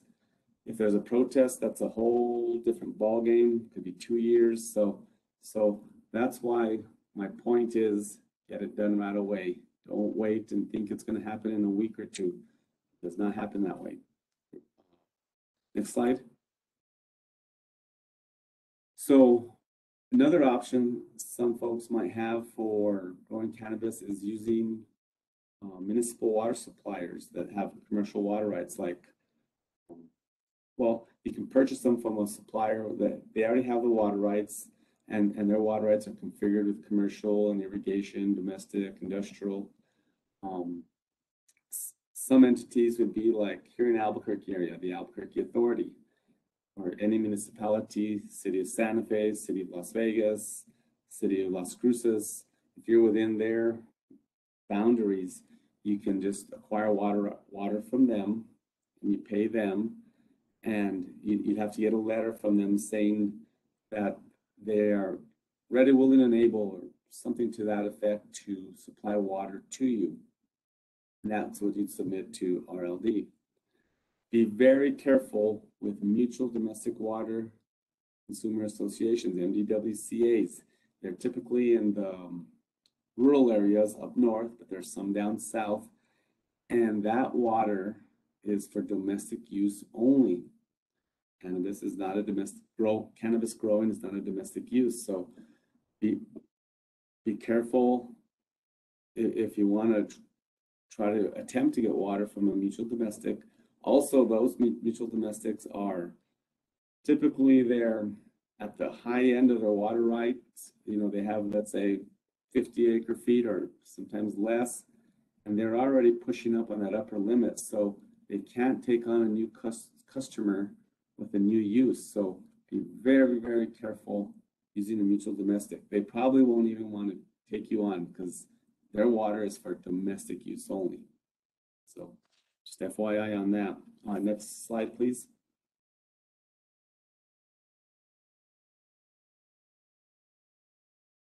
So here is a list of our 7 district offices. They're located throughout the state. And if your water rights or you're located, you live in those areas, and that's where you plan on doing your cannabis growth, those are the district offices you need to be communicating with and asking them to see if you have water rights and if they're valid. And so they're the numbers. You ask for the district manager or anybody there can help you. The 2 main points I want to make is domestic wells cannot be used for cannabis growth unless you transfer a valid water right into that domestic well. And don't wait to get your water right application, your permits filed with our office, because they will take time. Like I said, 8 to 10 months, and that's fast track. Next slide. You can go to our website, and we have on our it's the hot topics. That's a frequently asked questions, and there are a lot of questions on there that we've been asked, you know, multiple times that can help somebody answer any questions you may have. If your question isn't on there, you can call one of those district offices and ask your question, or come into the district office. Don't be shy. You know, we're getting a lot of questions. I mean, every district office, and we started processing some of these water right, the validity requests by RLD. So that's pretty much it. Just remember, domestic wells, be careful, MDWCAs, and the timing on filing your application to move water rights, to configure them in the proper way to grow your cannabis. And that's all I have, and I'll be available for questions later. Thank you. Thank you, John. Appreciate it. Up next, we will move to Mr. Mark Jakin from the Taxation and Revenue Department. So Mark, take it away. Thank you very much, Robbie. Good afternoon, everybody. Sorry, good morning still. So I'm going to talk to you a little bit about taxation of cannabis sales. This is an important part of starting up any business, including cannabis retail business, is going to be registering with the Taxation and Revenue Department and paying taxes. So I'll just very quickly go through what's involved. So next slide, please. So there are multiple taxes that can apply to sales of cannabis. And there are multiple classes of sales of cannabis. So wholesale sales, retail sales, and so forth. And businesses are going to have responsibilities with respect to each of these taxes and these types of sales. Next slide, please. So what taxes apply to cannabis sales? There are going to be 2. First is the cannabis excise tax, which is codified at the sections that you see on this slide. And that was passed as part of cannabis legalization in the last special session. And then you're going to have gross receipts and compensating tax, which applies to all gross receipts, including cannabis receipts. And that has 2 elements, which are there's a basic state rate of 5.125%. And then depending on where you are, there may be local option gross receipts taxes. Local governments have the authority under statute to impose various levels of local option gross receipts taxes. This applies to municipalities and counties both. Recently, there's been some changes to the way we collect and determine gross receipts taxes. Those are generally under the rubric there that you see called destination sourcing. And I'll explain a little bit about what that means as we go forward. But it shouldn't be too big an issue for most retail cannabis sales. Next slide, please. So what classes of sales are subject to taxation? Under the cannabis excise tax, only retail sales are subject to the excise tax. And of those retail sales, only non-medical sales are subject to the excise tax. And they're the statutory citations that let you know. So what that means is that wholesale sales are not going to be subject to the excise tax. Only retail sales are. And until July 1st of this year, medical sales were indeed subject to the gross receipts tax, as we'll discuss, but that all changed on July 1st. So the cannabis excise tax will not apply to medical sales under the Compassionate Use Act. Gross receipts tax, all sales are subject to a tax, but a deduction should apply for wholesale sales. What that means is that even though wholesale tax sales are not subject to the cannabis excise tax, they are in theory subject to the gross receipts tax, but because there's a deduction, the sale for resale deduction for wholesale sales, they won't actually end up getting taxed. What it means is that you will still have to report those sales, which you wouldn't have to do under the cannabis excise tax, and I'll get into that in a little bit. Only non-medical sales, again, are subject to gross receipts tax. Medical sales are deductible. Again, that means they need to be reported, but those receipts will not be subject to the gross receipts tax. So it's a slight difference from the cannabis excise tax. Under the cannabis excise tax, these wholesale and non-medical sales aren't even subject to the tax, don't need to be reported. Under the gross receipts tax, you're not going to have to pay the tax because those receipts are deductible, but you will have a reporting obligation to the department. Next slide, please. Local option gross receipts taxes apply to cannabis sales as much as the state gross receipts tax. And they're going to be sourced according to section 7-1-14, and that's the destination sourcing rule that I mentioned previously. Until July 1st of this year, New Mexico used what's called origin-based sourcing. So you would look to the location of the business. Under destination sourcing, we look to where the product, or in this case, the tangible personal property, the cannabis, is delivered. For most people, for most sales, that's still going to be where the business is located. So you have someone, a customer who walks into your retail establishment, they purchase some cannabis product, and so that's going to be both the origin and the destination. But in the event that delivery is permitted, and I understand that this will be allowed, so that some deliveries of cannabis products can be made, then the sales will be sourced to the delivery location. This can be important because if the business is located in a municipality, for example, but the sale of the product is being delivered to someplace in unincorporated county land, then there may be a different rate that applies. And for wholesalers and medical sales, deductions still need to be sourced. So you will be reporting the receipts, you will be deducting the receipts, but to do that, you do need a location code so that we know basically where to send the money or where to account for the receipts that are not being taxed due to the deduction. So pursuant to the Cannabis Excise Tax Act and to GRT, but particularly cannabis excise tax, 1/3 of the revenues derived from the sale, the tax revenues derived from the sale, will go to the local government. So it's very important for us to know which local government is entitled to receive those revenues. And it may be different again if the cannabis product is delivered to a different location than where the purchase is actually made. So that is really important. The statute as written is a little ambiguous, and we're looking to clear that up in the next legislative session. Next slide, please. So what are your responsibilities as a cannabis business? First of all, you have to register with the department, and that's required even if you have no taxable receipts.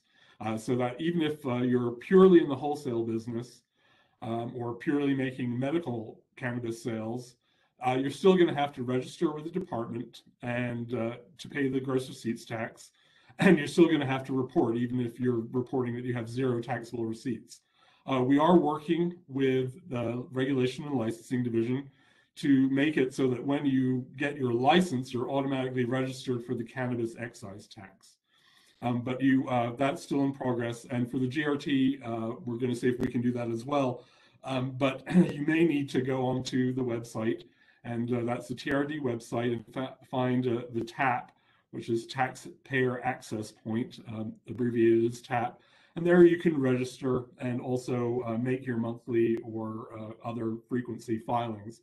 Most people will need to make monthly filings, but it could be that some businesses for GRT may make quarterly or semi-annual filings, but probably you'll be needing to do this on a monthly basis.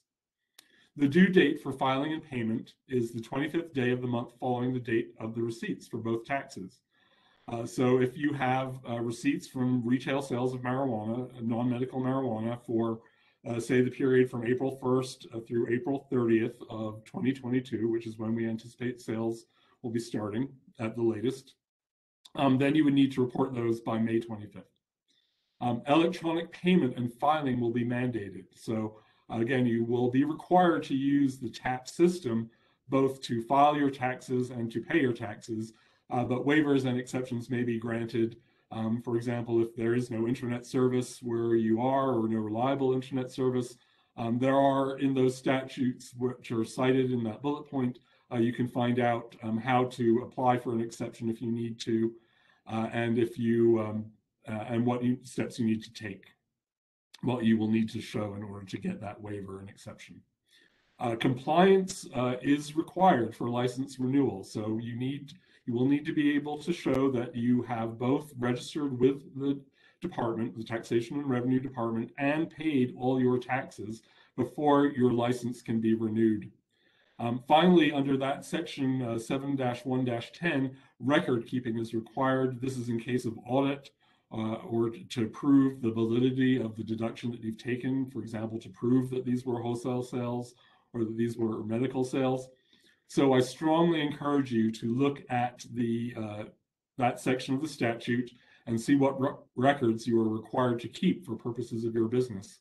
A couple of the presenters earlier have emphasized the importance of hiring certain professionals, and we would also strongly encourage you to hire a lawyer and definitely an accountant to make sure that you comply with your business registration, filing, and payment responsibilities. Again, if you don't comply with those, your license won't be renewed. So this is really critical. And if you don't pay taxes that you owe, you could be subject to penalty and interest and other enforcement action by the Taxation and Revenue Department, up to and including criminal penalties if we can show that there was fraud in the refusal to file or pay taxes. So again, complying with these requirements is very important for the success of your business.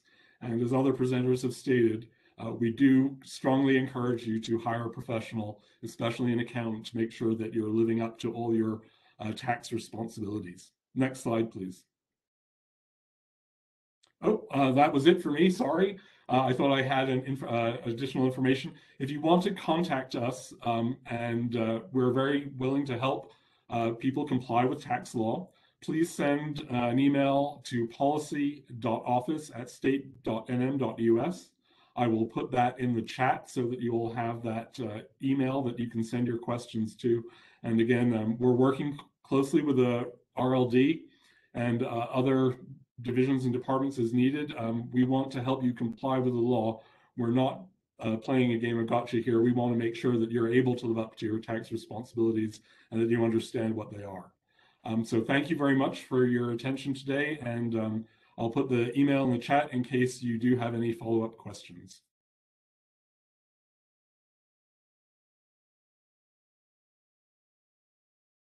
All right, thank you so much, Mark. Appreciate having you on. Next, we will be covering content from the Department of Agriculture. Brad Lewis, who normally presents, is unable to present today, so I will do my best to get through these slides. please note we do have contact information at the end of this particular batch of slides for the Department of Agriculture. So if you have any in-depth questions related to the issues that I bring up, I would recommend that you reach out to the Department of Agriculture. So starting off, if part of your business model includes selling viable plants, so live immature plants, that would require a plant protection license, which is accessed through the Department of Agriculture. So it is considered a plant nursery, and the rules that you would have to follow for that license are for consumer and industry consumer industry protection-based regulations. Like most licensees, these are meant to protect both the consumer and make sure that the industry is playing along by a fair set of principles and rules. So the authorization for this particular license requires an inspection of plants for pests at will, issuance of stop sale, so preventing further sales for non-licensed businesses and non-compliant plants, and remediation of non-compliant plants. So very similar compliance structure to what we have here at the Department of Regulation and Licensing. In terms of pesticide use, the only pesticides that can be used are pesticides that are registered with the New Mexico Department of Agriculture for hemp and cannabis. We do have those on our website, and the Department of Agriculture does as well. So I would encourage you all to look at those. The specific approved pesticide list is updated monthly. And if there is a new pesticide that you would like the Department of Ag to consider, please reach out to them and they will do their due diligence to see whether or not that pesticide would be safe to use. Commercial applicators require testing and licensing as well, and there must be worker protection standards in place for licensees that use pesticides. Again, these are consumer and grower protection-based laws, just to make sure that the people who will consume the pesticide, or not to consume the pesticide, but consume the plants that were grown with pesticides are protected, as well as the growers who will be handling the pesticides. Next slide, please. So once pesticides have been authorized for use, the Department of Ag can address complaints submitted by public or employees. Just as a note, the Cannabis Control Division is also accepting complaints for licensees if there's any sort of problem found on any product.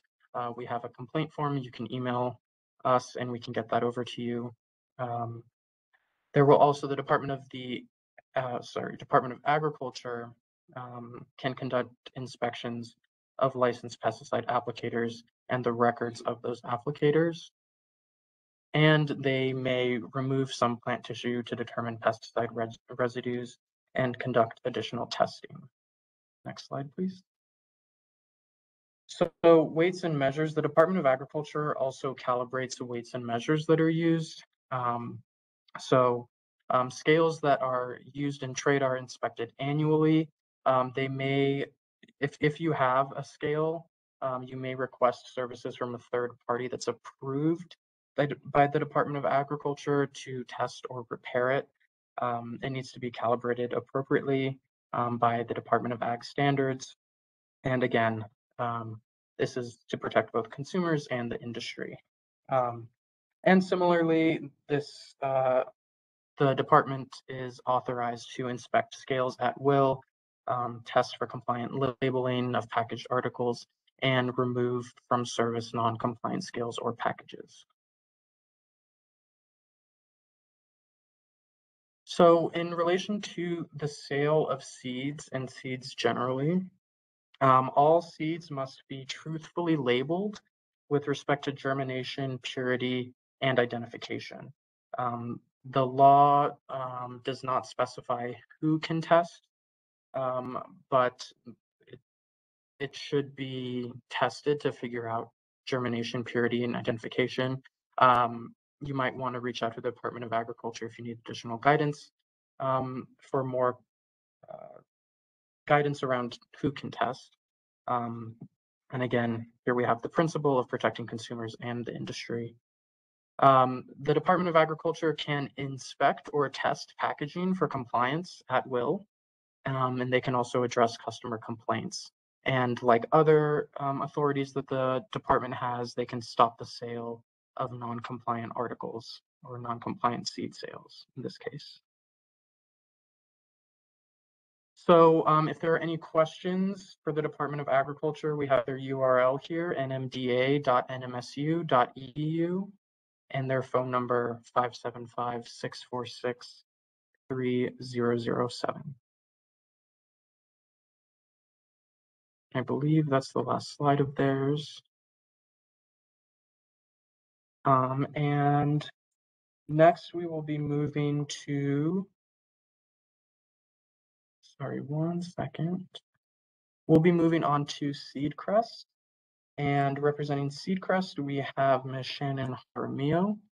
Shannon, if you would like to unmute yourself, you are free to present. Hello, thank you, Robert. I appreciate it. Can you hear me okay? Yes. Yes, we can hear you. Okay, great. Well, thank you for having me, and thank you to everybody who's participating today, as well as to those other community members who are, wrapping their arms around the community. Very exciting time, and my name is Shannon Jaramillo. I am the founder and CEO at Seedcrest. We are cannabis educators, and we also offer workforce solutions. We've been actively working in the community to break the stigma of cannabis through education. Next slide, please. Today, I'm going to give you folks some resources from our business model and just talk to you about some of the things that we're doing in the community. One of the things that we work on is statewide recruitment. So we've been actively developing a talent pipeline for cannabis companies in New Mexico since 2017, which coincides quite nicely with the 11,000 jobs that we're bringing to New Mexico with the efforts of legalization. I was actually on the marijuana working group under Governor Michelle Lujan Grisham, and I've studied just about 8 to 10 different states on how people are developing talent, labor shortages, as well as education and certifications to work in the field. So I'm one of those people that is tied to a lot of different folks from different backgrounds and skill sets, and I've been a recruiter for over 20 years. So my forte is bringing people together for opportunities. Seedcrest, right now I'm coming to you from Carlsbad, and we're at a Workforce Connections job fair representing, and I'm in this call representing. So we're looking in the southeast part of the state to help people to find talent and to help nice, talented and skilled workers to find companies that are hiring. So we're always attracting people to the industry, and we're a portal, if you will, or a home for companies that are looking for great talent, and also for talent that are looking for great companies. Next slide, please. So the cannabis industry encompasses medical, scientific, agricultural, manufacturing, and retail sectors. We've been talking about that today, and I know a lot of you folks on this call are studying the industry. Kudos to you. Very, very complex, industry. And this industry requires skills that are, really mainstream and standard, but yet it requires a certain sort of knowledge about state systems, how to navigate risk and liability, as well as pitfalls, right? And I know Indy White brought some of those pitfalls to the table. I really enjoyed that presentation being new today, because I have a lot of clients that I think really would benefit from understanding, how we can create a thriving ecosystem. So we're actively working on that at Seedcrest now. Next slide, please. So some of the things that, that we do, and I mentioned to you folks that we have a statewide recruiting effort. At the heart of our efforts are workforce education and training, and then career advisement for the public and statewide education. So you may or may not have heard that Seedcrest is partnering with local colleges. So we have a higher education certificate and student partnership program that we are approaching colleges with. Right now, we have about 100 participants in the C&M Ingenuity Cannabis Establishment Tech Program. And that program also lends itself to being involved with our career advisors and meeting companies that we're affiliated with.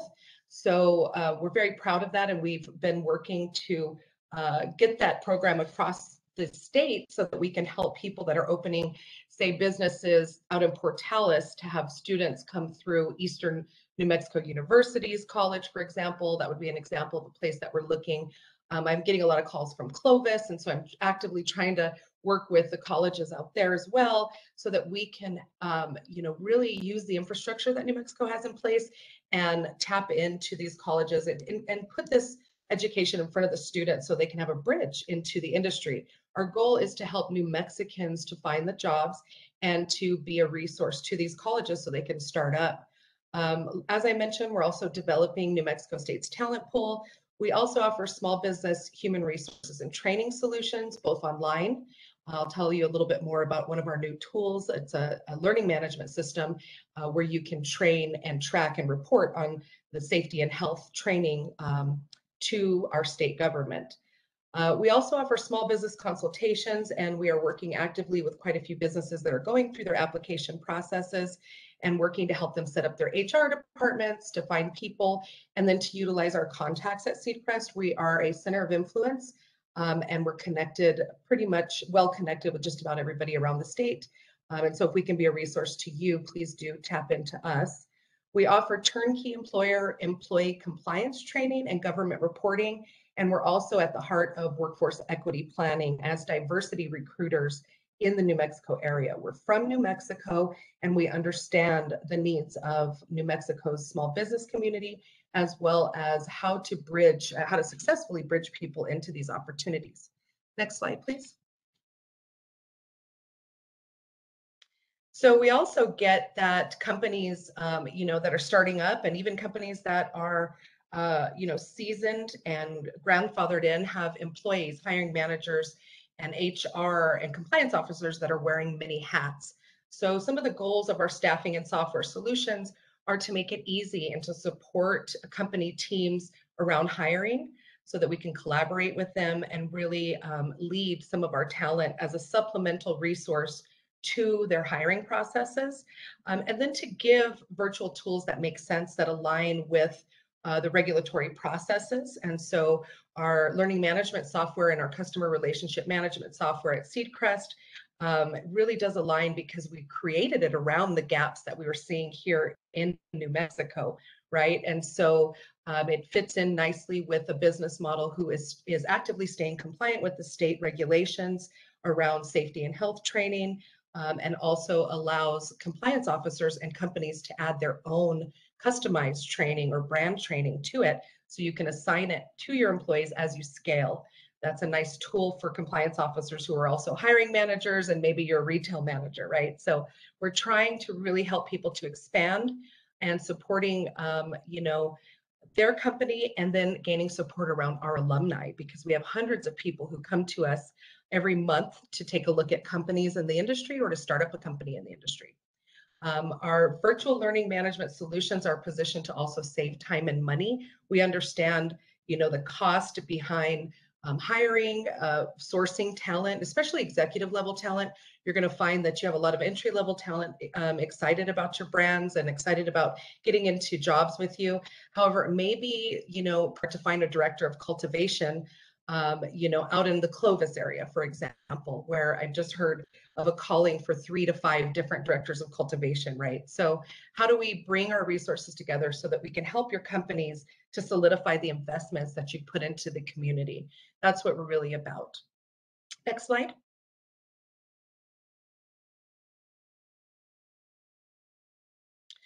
So Seedcrest offers affiliate and staffing partnerships. The flyer on the left-hand side of the screen showcases an affiliate code and sort of a campaign that we have actively taking into storefronts across New Mexico now, offering discounts for education. We want to make sure that we're not creating barriers, that we're actually thinking with equity in mind, and that we are working with companies actively around the standard, the 5-star standard that we promote in the community, which is like a responsible vendor training that we have through our cannabis establishment tech trainings. We also offer HIPAA and ethics and regulatory trainings that companies can use and or give out to their patients if they have consumers or caregivers that are patients and consuming medically. In the medical program, we have some great tools and resources on our website to help team members to speak with consumers, as well as consumers to gain more education around the products that they're taking in or purchasing from cannabis companies.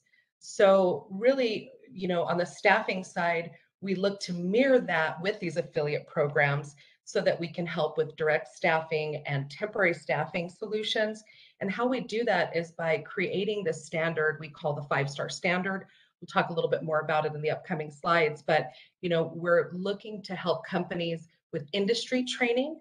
We can also do customized brand training, but what we provide at the heartbeat of Seedcrest is really the baseline of information that one would need to even engage in an interview or even approach a company, terminology that, omits the stigma and is more professional, scientific, and technical, as well as local. Every program across the country has its own language, its own vibe, its own systems. And here with Seedcrest, our value proposition is that we are providing updated information and that the people that we provide through our staffing are, really knowledgeable and they're invested in the industry.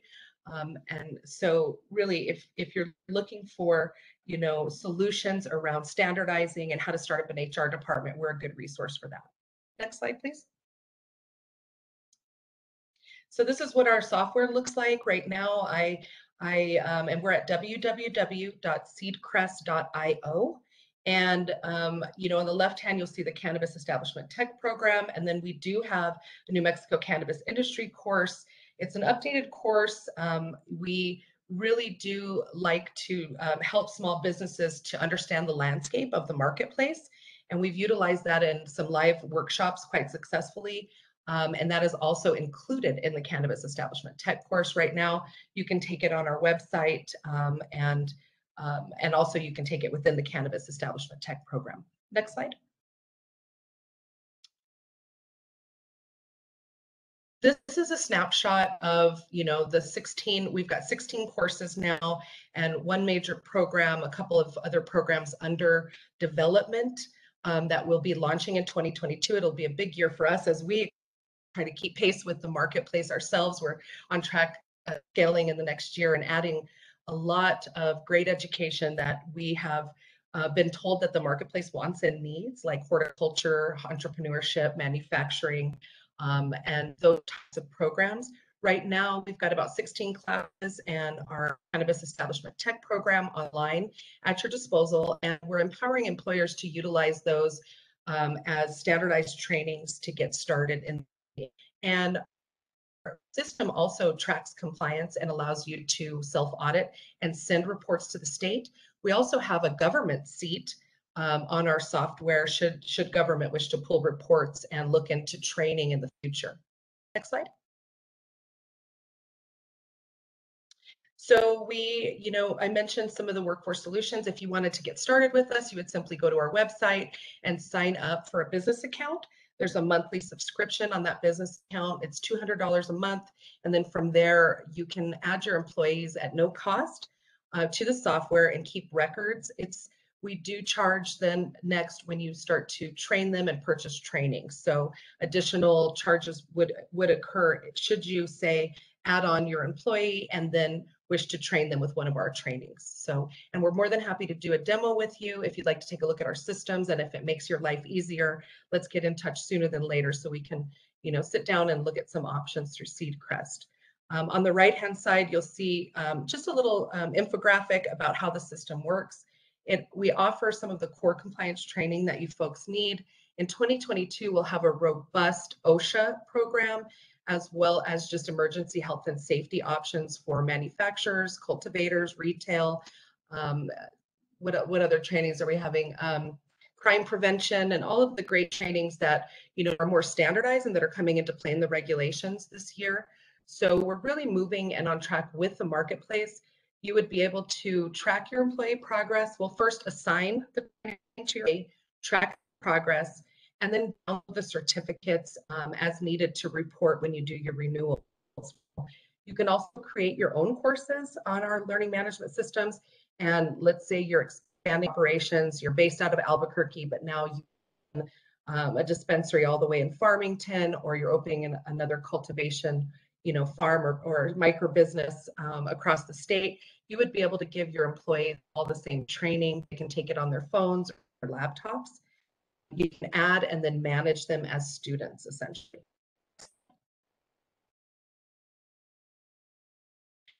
Seedcrest something that we're very proud of. We've been shifting the paradigm for time.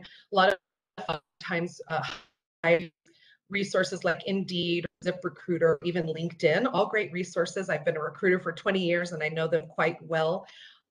So what we're doing is really bringing warm referrals to the table, and that's more of a passive way to recruit when you're adding, job descriptions to those systems and then just taking in hundreds of applications. It can be quite time consuming and expensive to have an employee or HR to go through all of those, especially when they may be unfocused and kind of just all over the place. The industry is known for people wanting to get in and not really understanding and knowing how or what they should be doing when they get in. We're teaching candidates how to approach your companies with thoughtfulness and really more before. So folks will come into the industry, they may not be speaking, our language, they're using incorrect stigma terminology, they might be unaware of the state system, they might just be, thinking it's really cool to work for you because it's cannabis. Whereas a candidate would approach your company upholding a superior standard, speaking industry language, understanding state systems, compliance, and feeling more invested and empowered. And thus, we've seen a great deal of our candidates enter the field at a more lowered risk on behalf of the company and themselves. Next slide.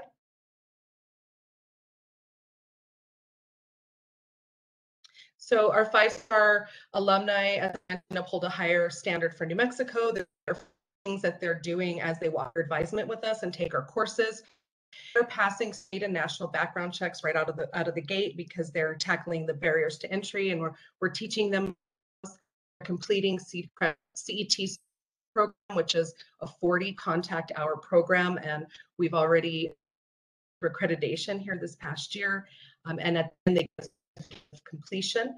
They have an updated industry focused and updated and industry focused resume, and then they have completed career advisement with Seedcrest. So in a small way, through a selection process, and they've selected themselves now for the industry.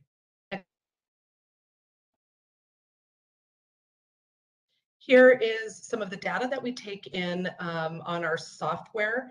Right now, we allow students to create an online 5-star portfolio.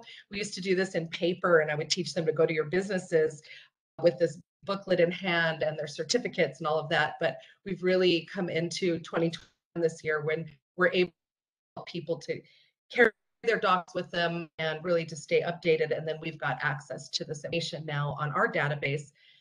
They're uploading state and national backgrounds, their cover letters, their resumes, their certificate documents may qualify them.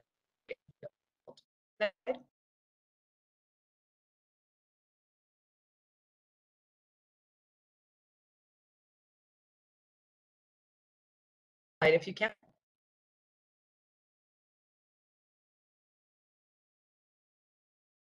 Okay, cool. So our college and university partnerships are super meaningful. I just wanted to show you folks that on average, we increase knowledge by 30%. This data on the right-hand side was taken from our Northern New Mexico College partnership. And as you can see, we had a lot of folks come in with an average knowledge base of 67 to 70%, and we increased that significantly.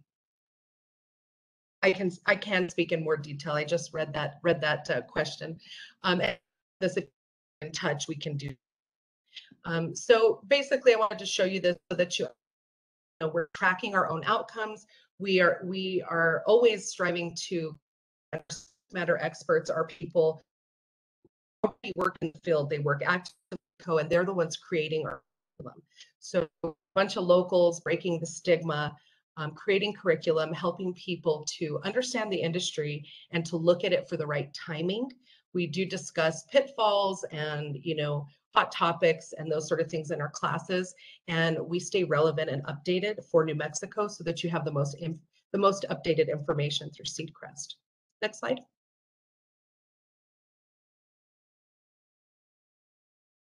This is what the certificate coming out of our cannabis establishment tag, and that is that graph there on the right hand side, or the infographic rather, is so people are taking 13 modules, hours, and some have studies: introduction to cannabis, basics of cannabis biology, the history of cannabis law, New Mexico cannabis industry, Lynn and Aaron Compassionate Use Act, recent developments of medical cannabis.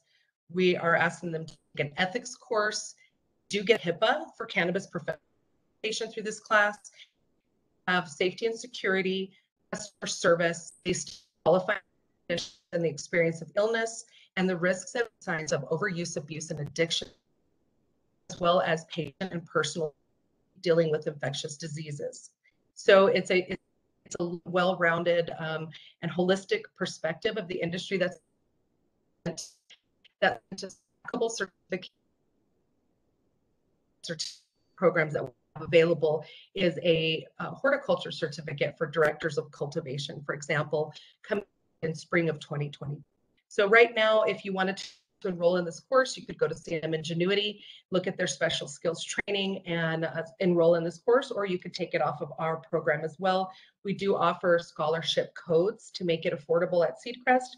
And I know CNM has payment plans and some first come, first serve scholarship opportunities right now. Next slide, please. So to wrap up here, we have helped to date over 10,500 cannabis professionals since 2016, 2017. There's almost no store that I can walk into in the state that doesn't have a 5-star alumni already working there. So people will come, they'll use our systems, and they'll go out and get themselves a job, or if they need extra support, we're there to support them, all the way to walking through background checks for some that are questioning whether or not they qualify. So Seedcrest is a safe space and a home for people to come and look into the industry. You'd be surprised, not a lot of people have really ever even talked about cannabis professionally. So one of the things, when I start out some of my live, how many people in this room have ever been to a cannabis networking event or class? I'm going to talk about this outside this room, right? It gives me a little bit of goosebumps. You'd be surprised at how that stigma really has us working in our little rooms. I want to encourage people to come to us and start to have these conversations, and also your own centers of influence around your goals of working in the industry. You'd be surprised at how many people are going to actually support you, even though you may think that that stigma overshadows what you're doing, right? So we're working as a community, to continue the mission and to continue helping people so that we can ensure that we have systems here in New Mexico. Not only that, but that we have education here in New Mexico for New Mexicans to get into this field. And next slide, please. Here is just a little graph or infographic again of the vertically integrated cannabis business model. And as I mentioned in this last slide here, I'll just let you know that we do consultations. You're more than welcome to come into our next career advisement. They are held on Thursdays at 4:20 p.m. And that is on purpose. And we go for about an hour and we discuss the New Mexico cannabis industry. If you can't make it, or if you need, a resource, want to take a class for the weekend to help with your small business, I recommend the New Mexico cannabis industry class. It'll give you the basics, and there are a lot more to think about. And the next slide.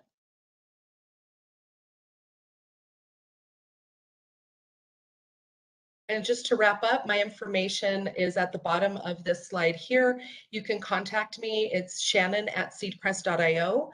And our phone number is 550-4294. So if there's anybody here that wants me to contact them, please message me quickly before we end here, and I'm happy to grab information and send you an email. I'll open for questions now. Thanks for having me. Thanks, Shannon. We will be saving questions for the end, but we appreciate having you on. Next, so we had one other financial institution on this call. Mr. Philip Forbert of the Airy Group is now with us, so I will give him the floor and have him talk a little bit about Airy. Thanks, Robbie, and thanks for adjusting the schedule. Meetings are heck, right? Anyways, my name's Phil Forbert. I'm with Airy Group. We are a division of US Eagle, New Mexico's first and only credit union providing compliant banking services for state licensed CRBs. US Eagle's been around for 85 years. We were the first credit union in New Mexico, and we continue to service our members, businesses, and communities. We serve the growing need for CRBs to get access to the banking tools they need, they deserve. Legitimate businesses need legitimate banking services, and we're happy to provide that. We are staffed with financial and compliance experts with over 95 years of experience. Doesn't necessarily make us all old, just means we've got a lot of people in the compliance industry that know what they're talking about, know what they're doing. And when we talk a little bit later on about that, this is one of those assurances that we can help keep CRB's accounts compliant that will help keep their businesses compliant. Next slide, please.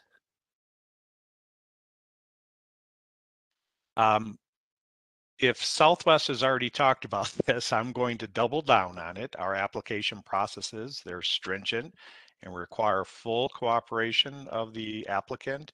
Some of the information that we ask for is a little bit deeper than what an applicant might normally do for a business account, certainly a lot more than an individual consumer account.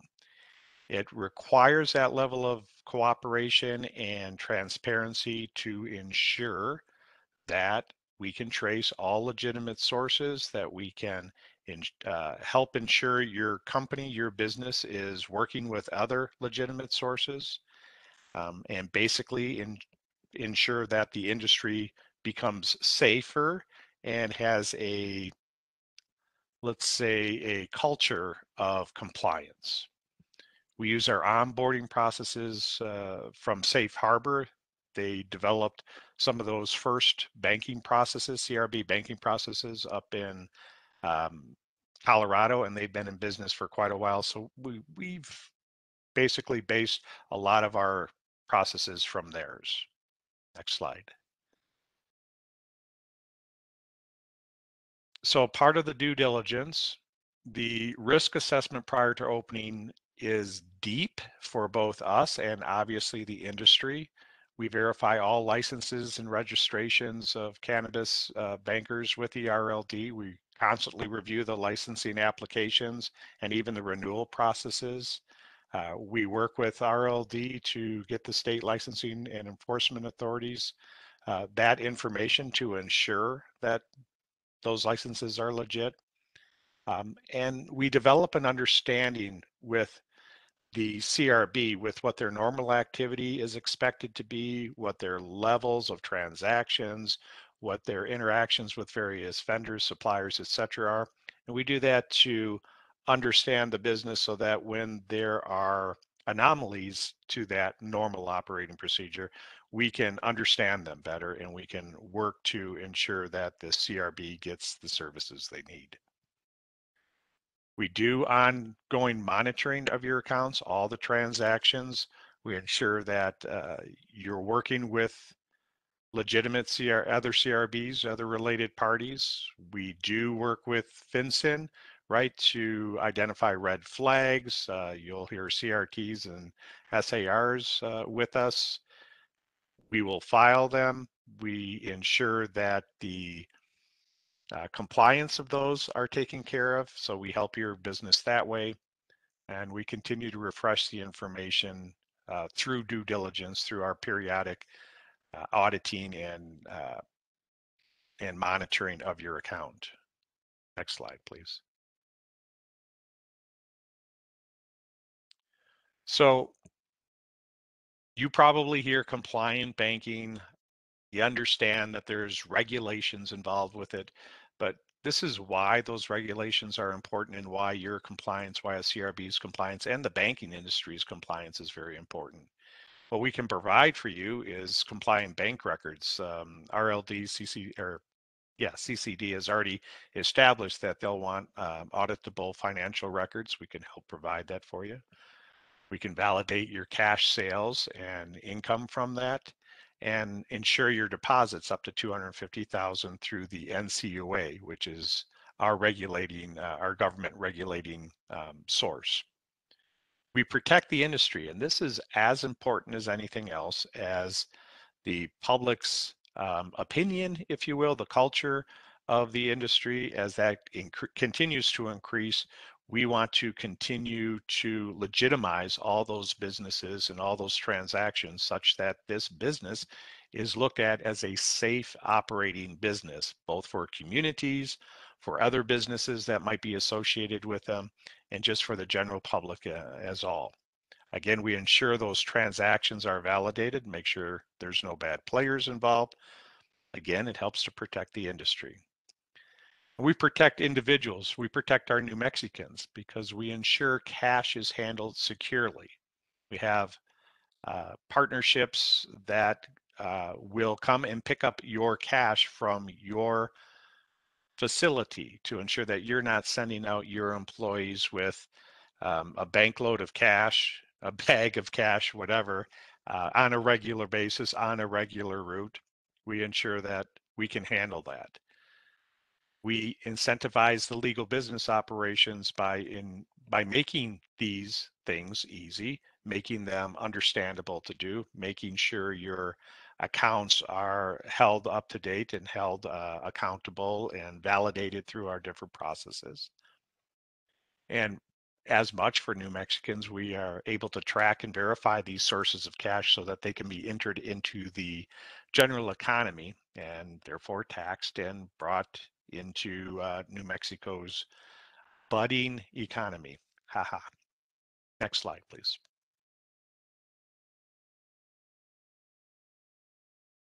What we provide CRBs is a business checking account. It's the ability to do business through online services, through mobile services, using debit cards to make your payments, using online bill pays, ACHs, using domestic wires, the cash handling services I talked about.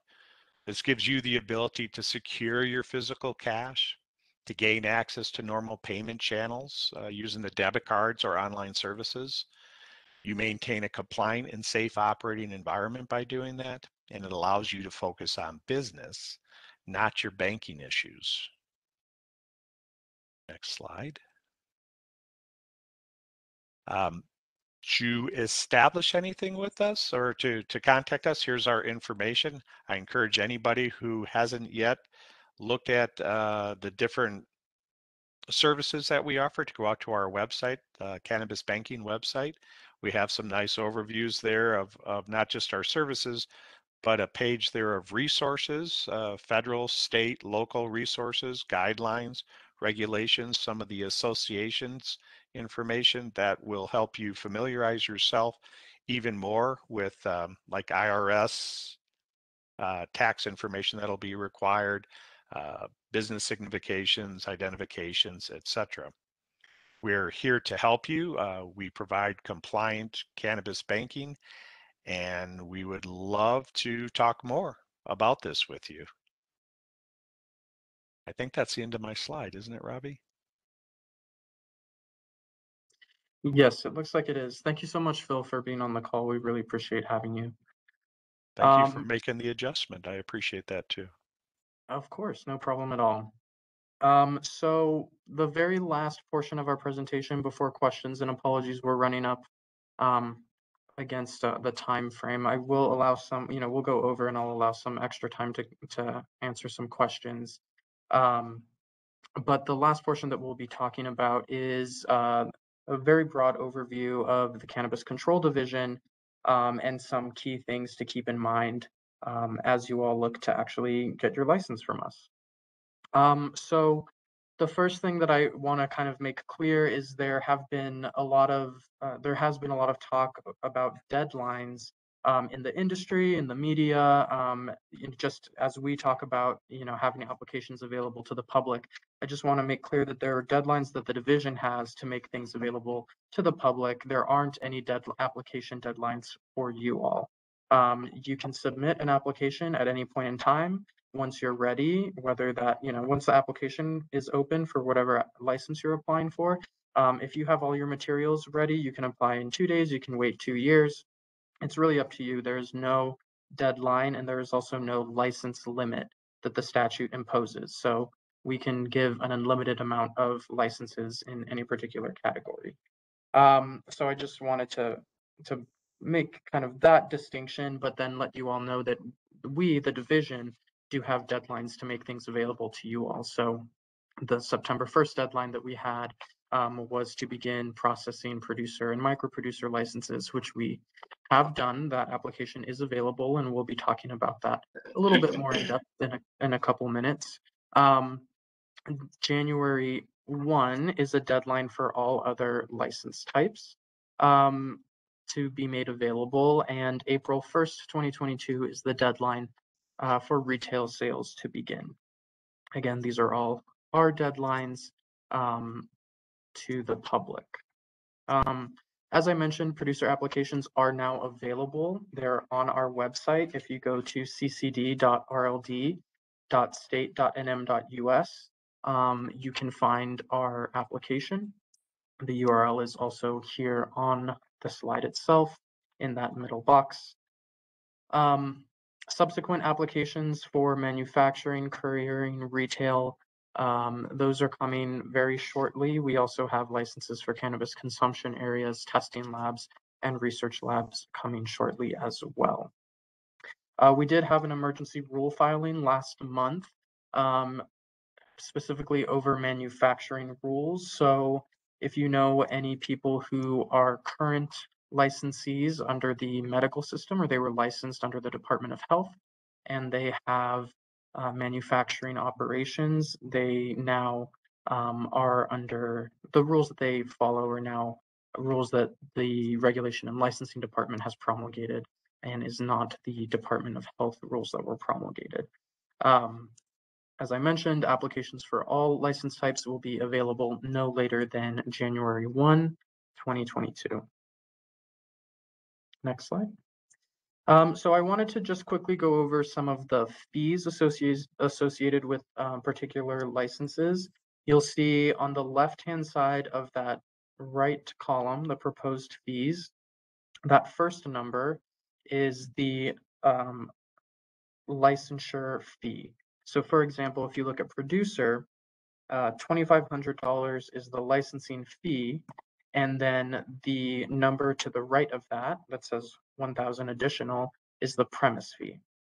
So you have a license fee that allows you to conduct that activity, and then a premise fee that's based on the actual premise itself. So if you are setting up your first producer location, your total licensing fee, including both the license and the premise, would be $3,500. If you then expand to a second premise, that would just be an additional $1,000 because your licensing fee covers the activity across all premises.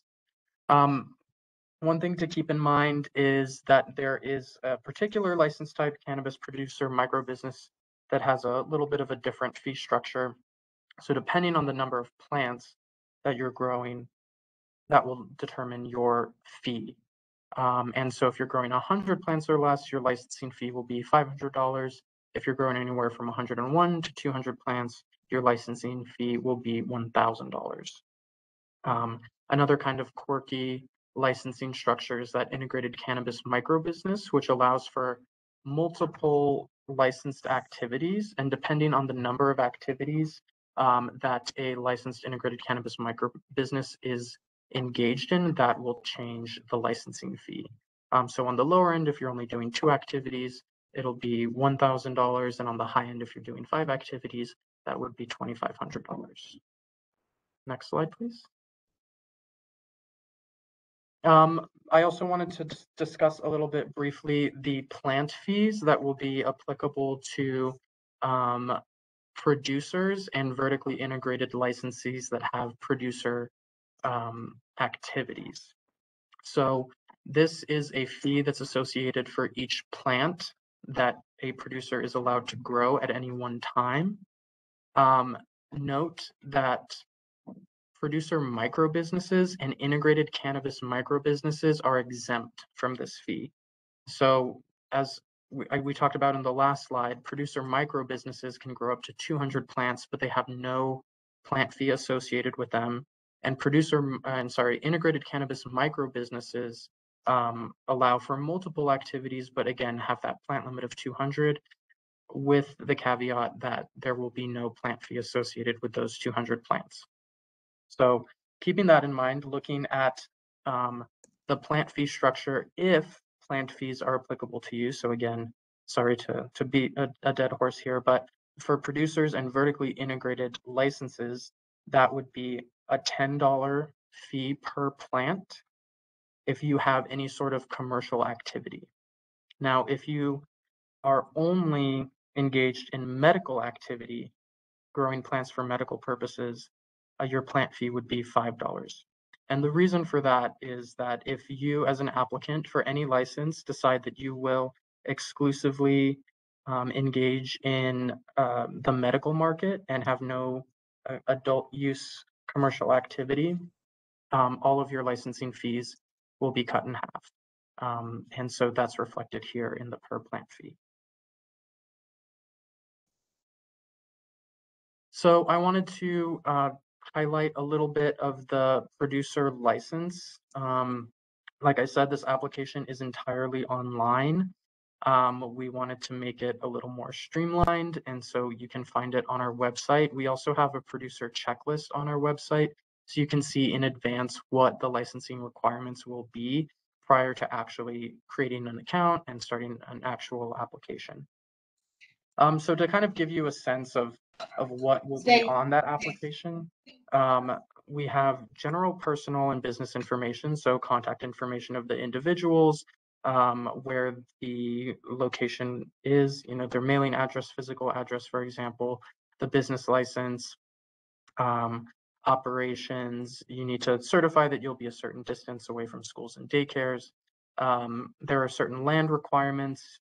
An applicant will need to show that they have legal control of the building that they're going to be using, whether that's through a lease, a deed, or there's some sort of legal document that is executed. They need to show that they have proper water or their water usage is proper and legal, whether that's through a municipal water provider telling us that they're allowed to use the water for the purposes that they want, or a document from the Office of the State Engineer. However you can show that you have legal access to water for the purposes intended, that's sufficient for us. You'll need to tell us about the proposed grow, how many number of plants you want to grow, where those plants will be located on your property. We do require a premise diagram. And then there's a series of certifications that you'll need to sign saying that I attest that all of these things are in place. I certify that all of these things are in place, whether that's a safety standard that you will use for your employees. And again, this is all on our producer checklist, which is available online. One other thing I wanted to bring up is provisional licensure. So if for some reason you are moving along in the application process and you need to have some sort of proof for a third party that you are moving along in the cannabis licensure process, we can issue what's called a provisional licensure. So if you start an application with us and submit it and are missing something, you can request to have the time frame extended to 6 months for you to get those missing materials together. And if you would like, you can then extend it for another 6 months for a total of 1 year. So that's just something to keep in mind. Once a person is licensed, they obviously need to continue following the rules and requirements.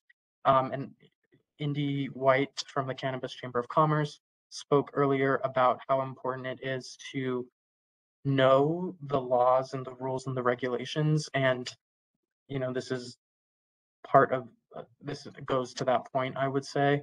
You need to make sure that once you're licensed, you continue to stay in compliance. So, to protect obviously the safety of your consumers, the safety of your employees, and to make sure industry standards are being followed. Next slide. So we have begun to process applications already. Most applications that we have worked with do have some deficiencies, so we are in the process of letting applicants know. Oh, sorry, if you go back, no worries. So we wanted to highlight some of the common kind of pitfalls that we've been seeing so far in the applications, to hopefully help you all avoid those in the future so that there's less of a back and forth, and hopefully on your first submission of documents and information, we can go ahead and approve you all. So the first kind of common deficiency that we see in applications are either missing business license, fire inspection, and zoning approval. Particularly for producer applications, please get zoning approval before you build. And when you apply for a business license, depending on the jurisdiction that you're in, the fire inspection may or may not be covered in that business license fee. So you would want to double check with the issuing organization of that business license to see if you need to schedule a fire inspection separate from the business license process. The second kind of common deficiency that we see is a deficiency in ownership documents. The main thing here is to please be sure that the document that you submit is fully executed, meaning that it's signed by both parties, if there are two parties. To just show, like I mentioned, whether that's a deed, whether that's a lease. There are other sort of legal documents that do show ownership, but just please make sure that they are fully executed so that they do have the signature of the relevant parties. Water rights, again, as I mentioned, as long as you can show that you have legal access to water for a purpose, a legal purpose, we will go ahead and approve that. As Mr. Romero talked about, some people have access to water, maybe in a domestic well, but they cannot use that water for the purpose of growing commercial agriculture. So even though there's water on the property, that water may not be used for that purpose. So there are other ways to get water, or if you're still in the process of looking for a location, please make sure that that aspect is covered. And the last kind of common application deficiency that we've seen at the division is the premise diagram. There are a lot of requirements on the diagram. One of the ones that we see is kind of a big kind of part that's missing is on the diagram itself. It needs to show where the security cameras are located, and each of the security cameras needs to have a number assigned to them. So that's one of the things that we've been seeing have been missing in a lot of the premise diagrams. In addition, there needs to be on the diagram itself mentions of what equipment is going to be used, where the entrances and exits are, any sort of interior partitions or walls, the location of lights in the cannabis plant cultivation area and the maximum wattage or wattage equivalent, rooms, windows, doorways, and in each area, a kind of brief statement or description of the principal activity to be conducted. So again, going back to Mr. White's point about knowing the rules and regulations, all of the requirements for the premise diagram are in our rules, which are also available on our website. And so if you kind of just go down that list and see, okay, I need to make sure that it's in black and white. I need to make sure that there are no highlights on it. I need to make sure that there are cameras and the cameras are numbered. And you kind of move through it methodically and know what you need to put on, then there's less back and forth of us saying, hey, your premise diagram is missing X, Y, and Z. So those are just a few things to look for in your application. Next slide, please. And here is the phone number for the division.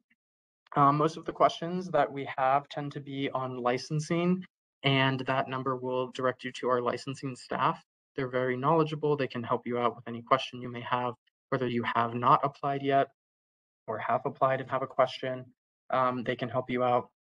We also have both the email for the Cannabis Control Division, or the general email, and I've included my personal email here as well. And lastly, we have the website for RLD posted below. We have had several RLD divisions present today. So if you have any questions on any of those divisions, you can start your search there. So with that, here's our specific division website, and I will pass it over to Bernice. Thank you, Robbie. As Robbie mentioned, we are running out of time, but we do want to open it up and take a few questions. So if you wouldn't mind, if you have questions, please, as I mentioned, refer to your bottom half of the screen and raise your hand via the cog that's there. Robbie, we do have the first question in the Q&A box. Here it goes. Seed breeder for 15 years besides NMSU Ag Department. What is needed for compliance for LNR events and festivals to sell seeds? Specifically for any sort of seed sale, that would be a Department of Agriculture question. And in particular, I would reach out to Mr. Brad Lewis. Lewis is spelled Lewis, and he would be able to provide you more information on that. Okay, thank you, Robbie. There are several comments in the comment box requesting copies of the slide. At the conclusion of this presentation, by the end of the day, I will mail out to all attendees a copy of the PowerPoint presentation. And as mentioned earlier, a copy of the recording will be posted on the Cannabis Control Division website, and you can go back and review today's presentation. Let's see any other questions. Give me a second here. Next question, have any licenses been issued to date? To my knowledge, I don't believe so. We can check with our licensing staff, but like I mentioned, most, last time I checked with licensing staff, most have had all really have had deficiencies. So it's really important to go through the rules methodically, to go through the licensing, the producer checklist, and just be sure that all the I's are dotted and the T's are crossed, so that we can get some licenses out the door. Great, thank you. Are there any other questions?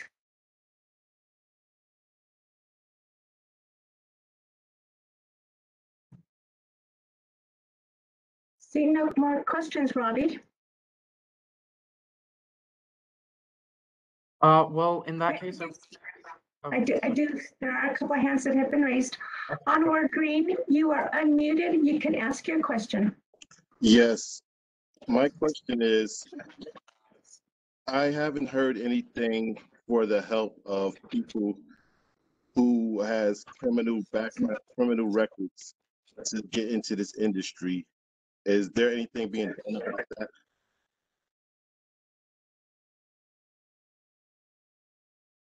Thank you for your question.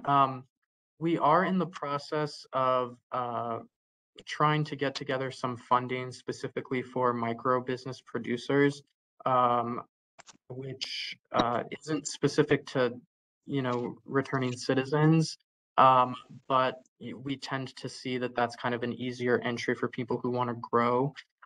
And as we mentioned, there is kind of a really huge barrier to access to capital, in that banks and financial institutions do not lend to people looking to start cannabis businesses. So that's one area we're trying to get the funding together. It's not currently in existence, but hopefully we'll have some updates for all of you shortly. In addition, we do have a Cannabis Regulatory Advisory Committee who is in the process of coming up with a social equity strategy for how to best engage people who have either been victims of the war on drugs or from communities that have historically been economically disadvantaged, to kind of come up with strategies for ways to best engage those communities. So that is in the process. They actually have a public survey that's currently out that I would encourage you all to go to our website and fill out that survey to give the advisory committee your thoughts and ideas on how best to engage people from not only that community, but any sort of disadvantaged, socioeconomically disadvantaged community that wants to get involved. Thank you for your question, Arthur. We have another question from Robert Ardovino. Robert, you are unmuted. You can ask your question. Thank you all for your time. My question's not been really touched on too much, but is there any guidance for the cannabis consumption areas at all? I've been attending workshops and just that seems to be the least talked about of all of it. Are there any, and for Mr. Sachs, is there any states that have these areas that you all have been kind of modeling closer to? Where's any type of guidance for that? Thank you for your question. So we actually posted a new set of proposed rules that I encourage you all to visit and give public comment on. Excuse me. One of the aspects or the areas covered in that most recent set of rules is specifically cannabis consumption areas. One of the reasons that it hasn't been talked about so much is there's been a lot of excitement about producers and retailers, and then we did have that statutory deadline to get producers up and running by September 1st, or the license applications for them by September 1st. So that has kind of, I think, been a lot of the attention has been focused on producers. But those rules are currently posted. You can take a look at them. Like I said, they're proposed, so they're not finalized, and we're giving the public an opportunity to comment on them for 30 days. And then we're going to have a public rule hearing on December 9th, specifically for those rules. So you can submit written comment now via email or via snail mail, and all of the details on where to submit are on our website. Or you could also attend our public hearing, which will be virtual, and give public comment there. You can do both if you would like. We did look at states that have cannabis consumption areas, cannabis consumption lounges. We looked at cities that do it because depending on the kind of legal structure, sometimes the state will say you can do it if your city approves it. So we've been looking at different parts of the country that have started that. But yes, we encourage you all to give us your feedback. Thank you for your question, Robert. Next person is Brian Schamberg. Brian, you are unmuted. You can ask your question.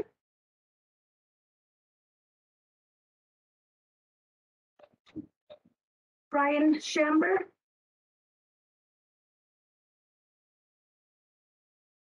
Okay, the next person is Efren Andazola. Efren, you are unmuted. Ask your question.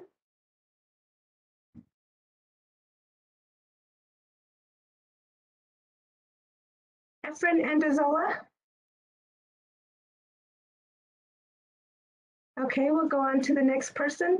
Allison Baker. Allison, you have been unmuted. Thank you. My question is in regard to like the provisional licensing.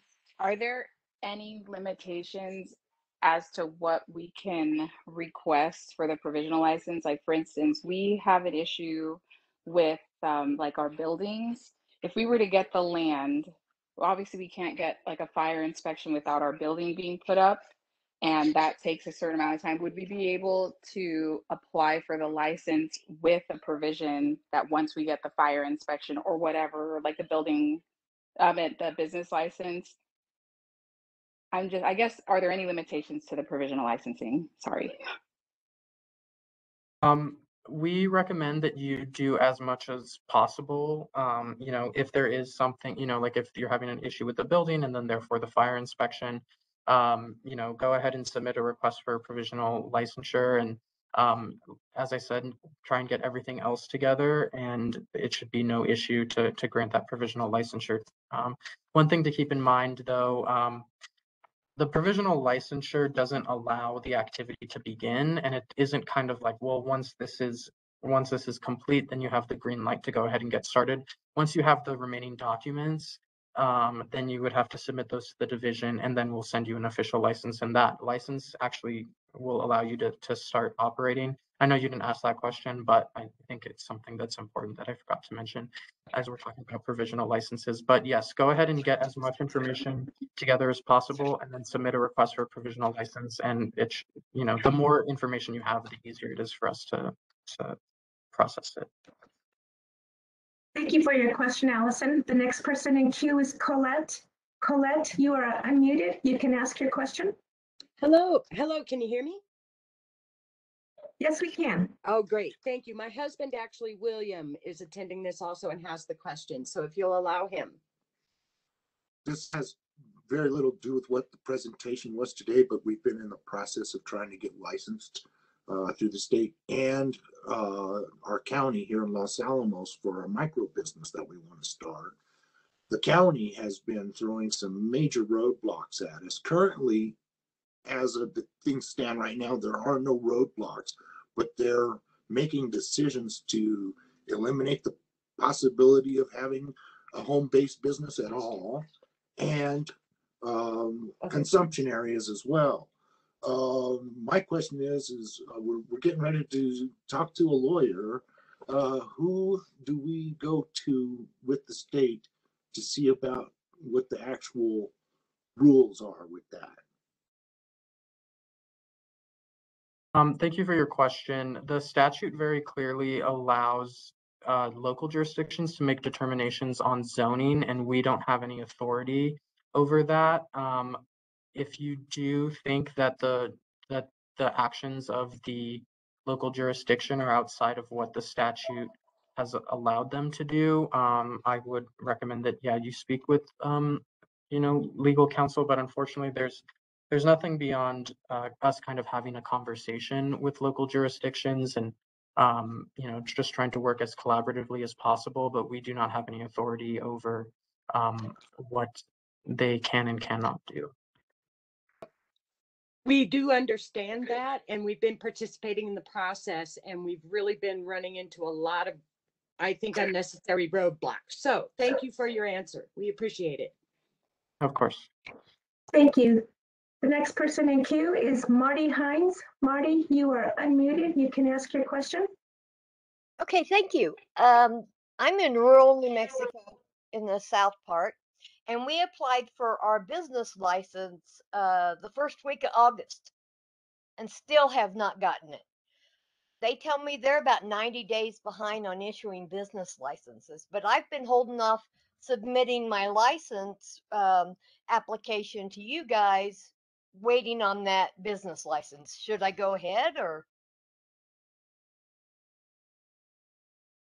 Thank you for your question. Ultimately, it's up to you to determine if you wanted to submit an application and maybe request a provisional license to extend the amount of time that you have to finish your application.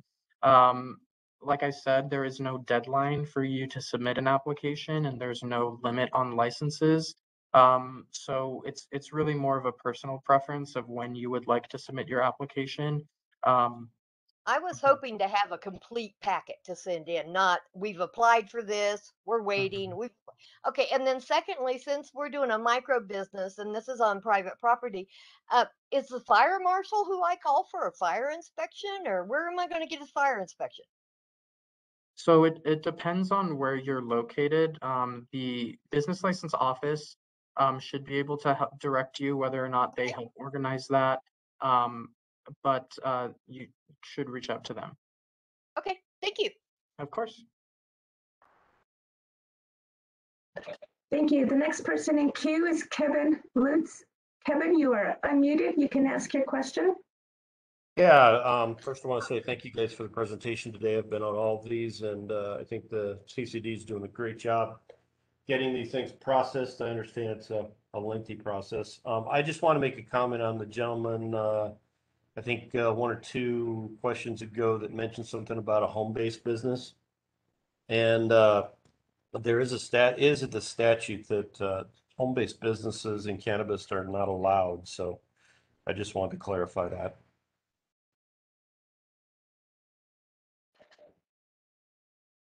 Great, thank you. The next question we have is a question in the chat box. Is there an anticipated date when retail license applications will open? Are you shooting for January 1st or will it be sooner? Thank you for the question. We anticipate it to be sooner than that. I don't have an exact deadline. It's more of a IT question, so we just need to make sure that all of our I's are dotted and T's are crossed, so that when you all log into the application, things run smoothly and we don't have any sort of glitches or anything. So I don't have a particular deadline. I can touch base with our IT team and see when we expect to launch that. But we anticipate that to be sooner than January 1st. Great, thank you. And Robert, the last question that we'll be able to take today is, how long would it take for a license to be approved? Let's say if all requirements are met. Thank you for the question. So if all requirements are met, we have gotten into a place where we can process things pretty quickly. Our licensing manager has stated that an internal goal of hers, like CIDs, is to at least give a response no later than 14 days. We did hit a little bit of a delay with the initial applications that were submitted, as we were kind of, kind of getting our process together, really. So now that that process is in place, we can move through an application pretty quickly, our licensing team, and at least let people know what is missing. And hopefully we will hit an application where everything is there and we can just go ahead and give the green light within that 14 days. Great, thank you, Robbie. And that was our last question for today. On behalf of the Regulation and Licensing Department, we want to thank both the attendees and the panelists for participating today. Our goal is to make this an open and transparent process. And please look forward to the next Invest in New Mexico that'll be held in December. So wish you all a happy holiday and be safe. Thank you.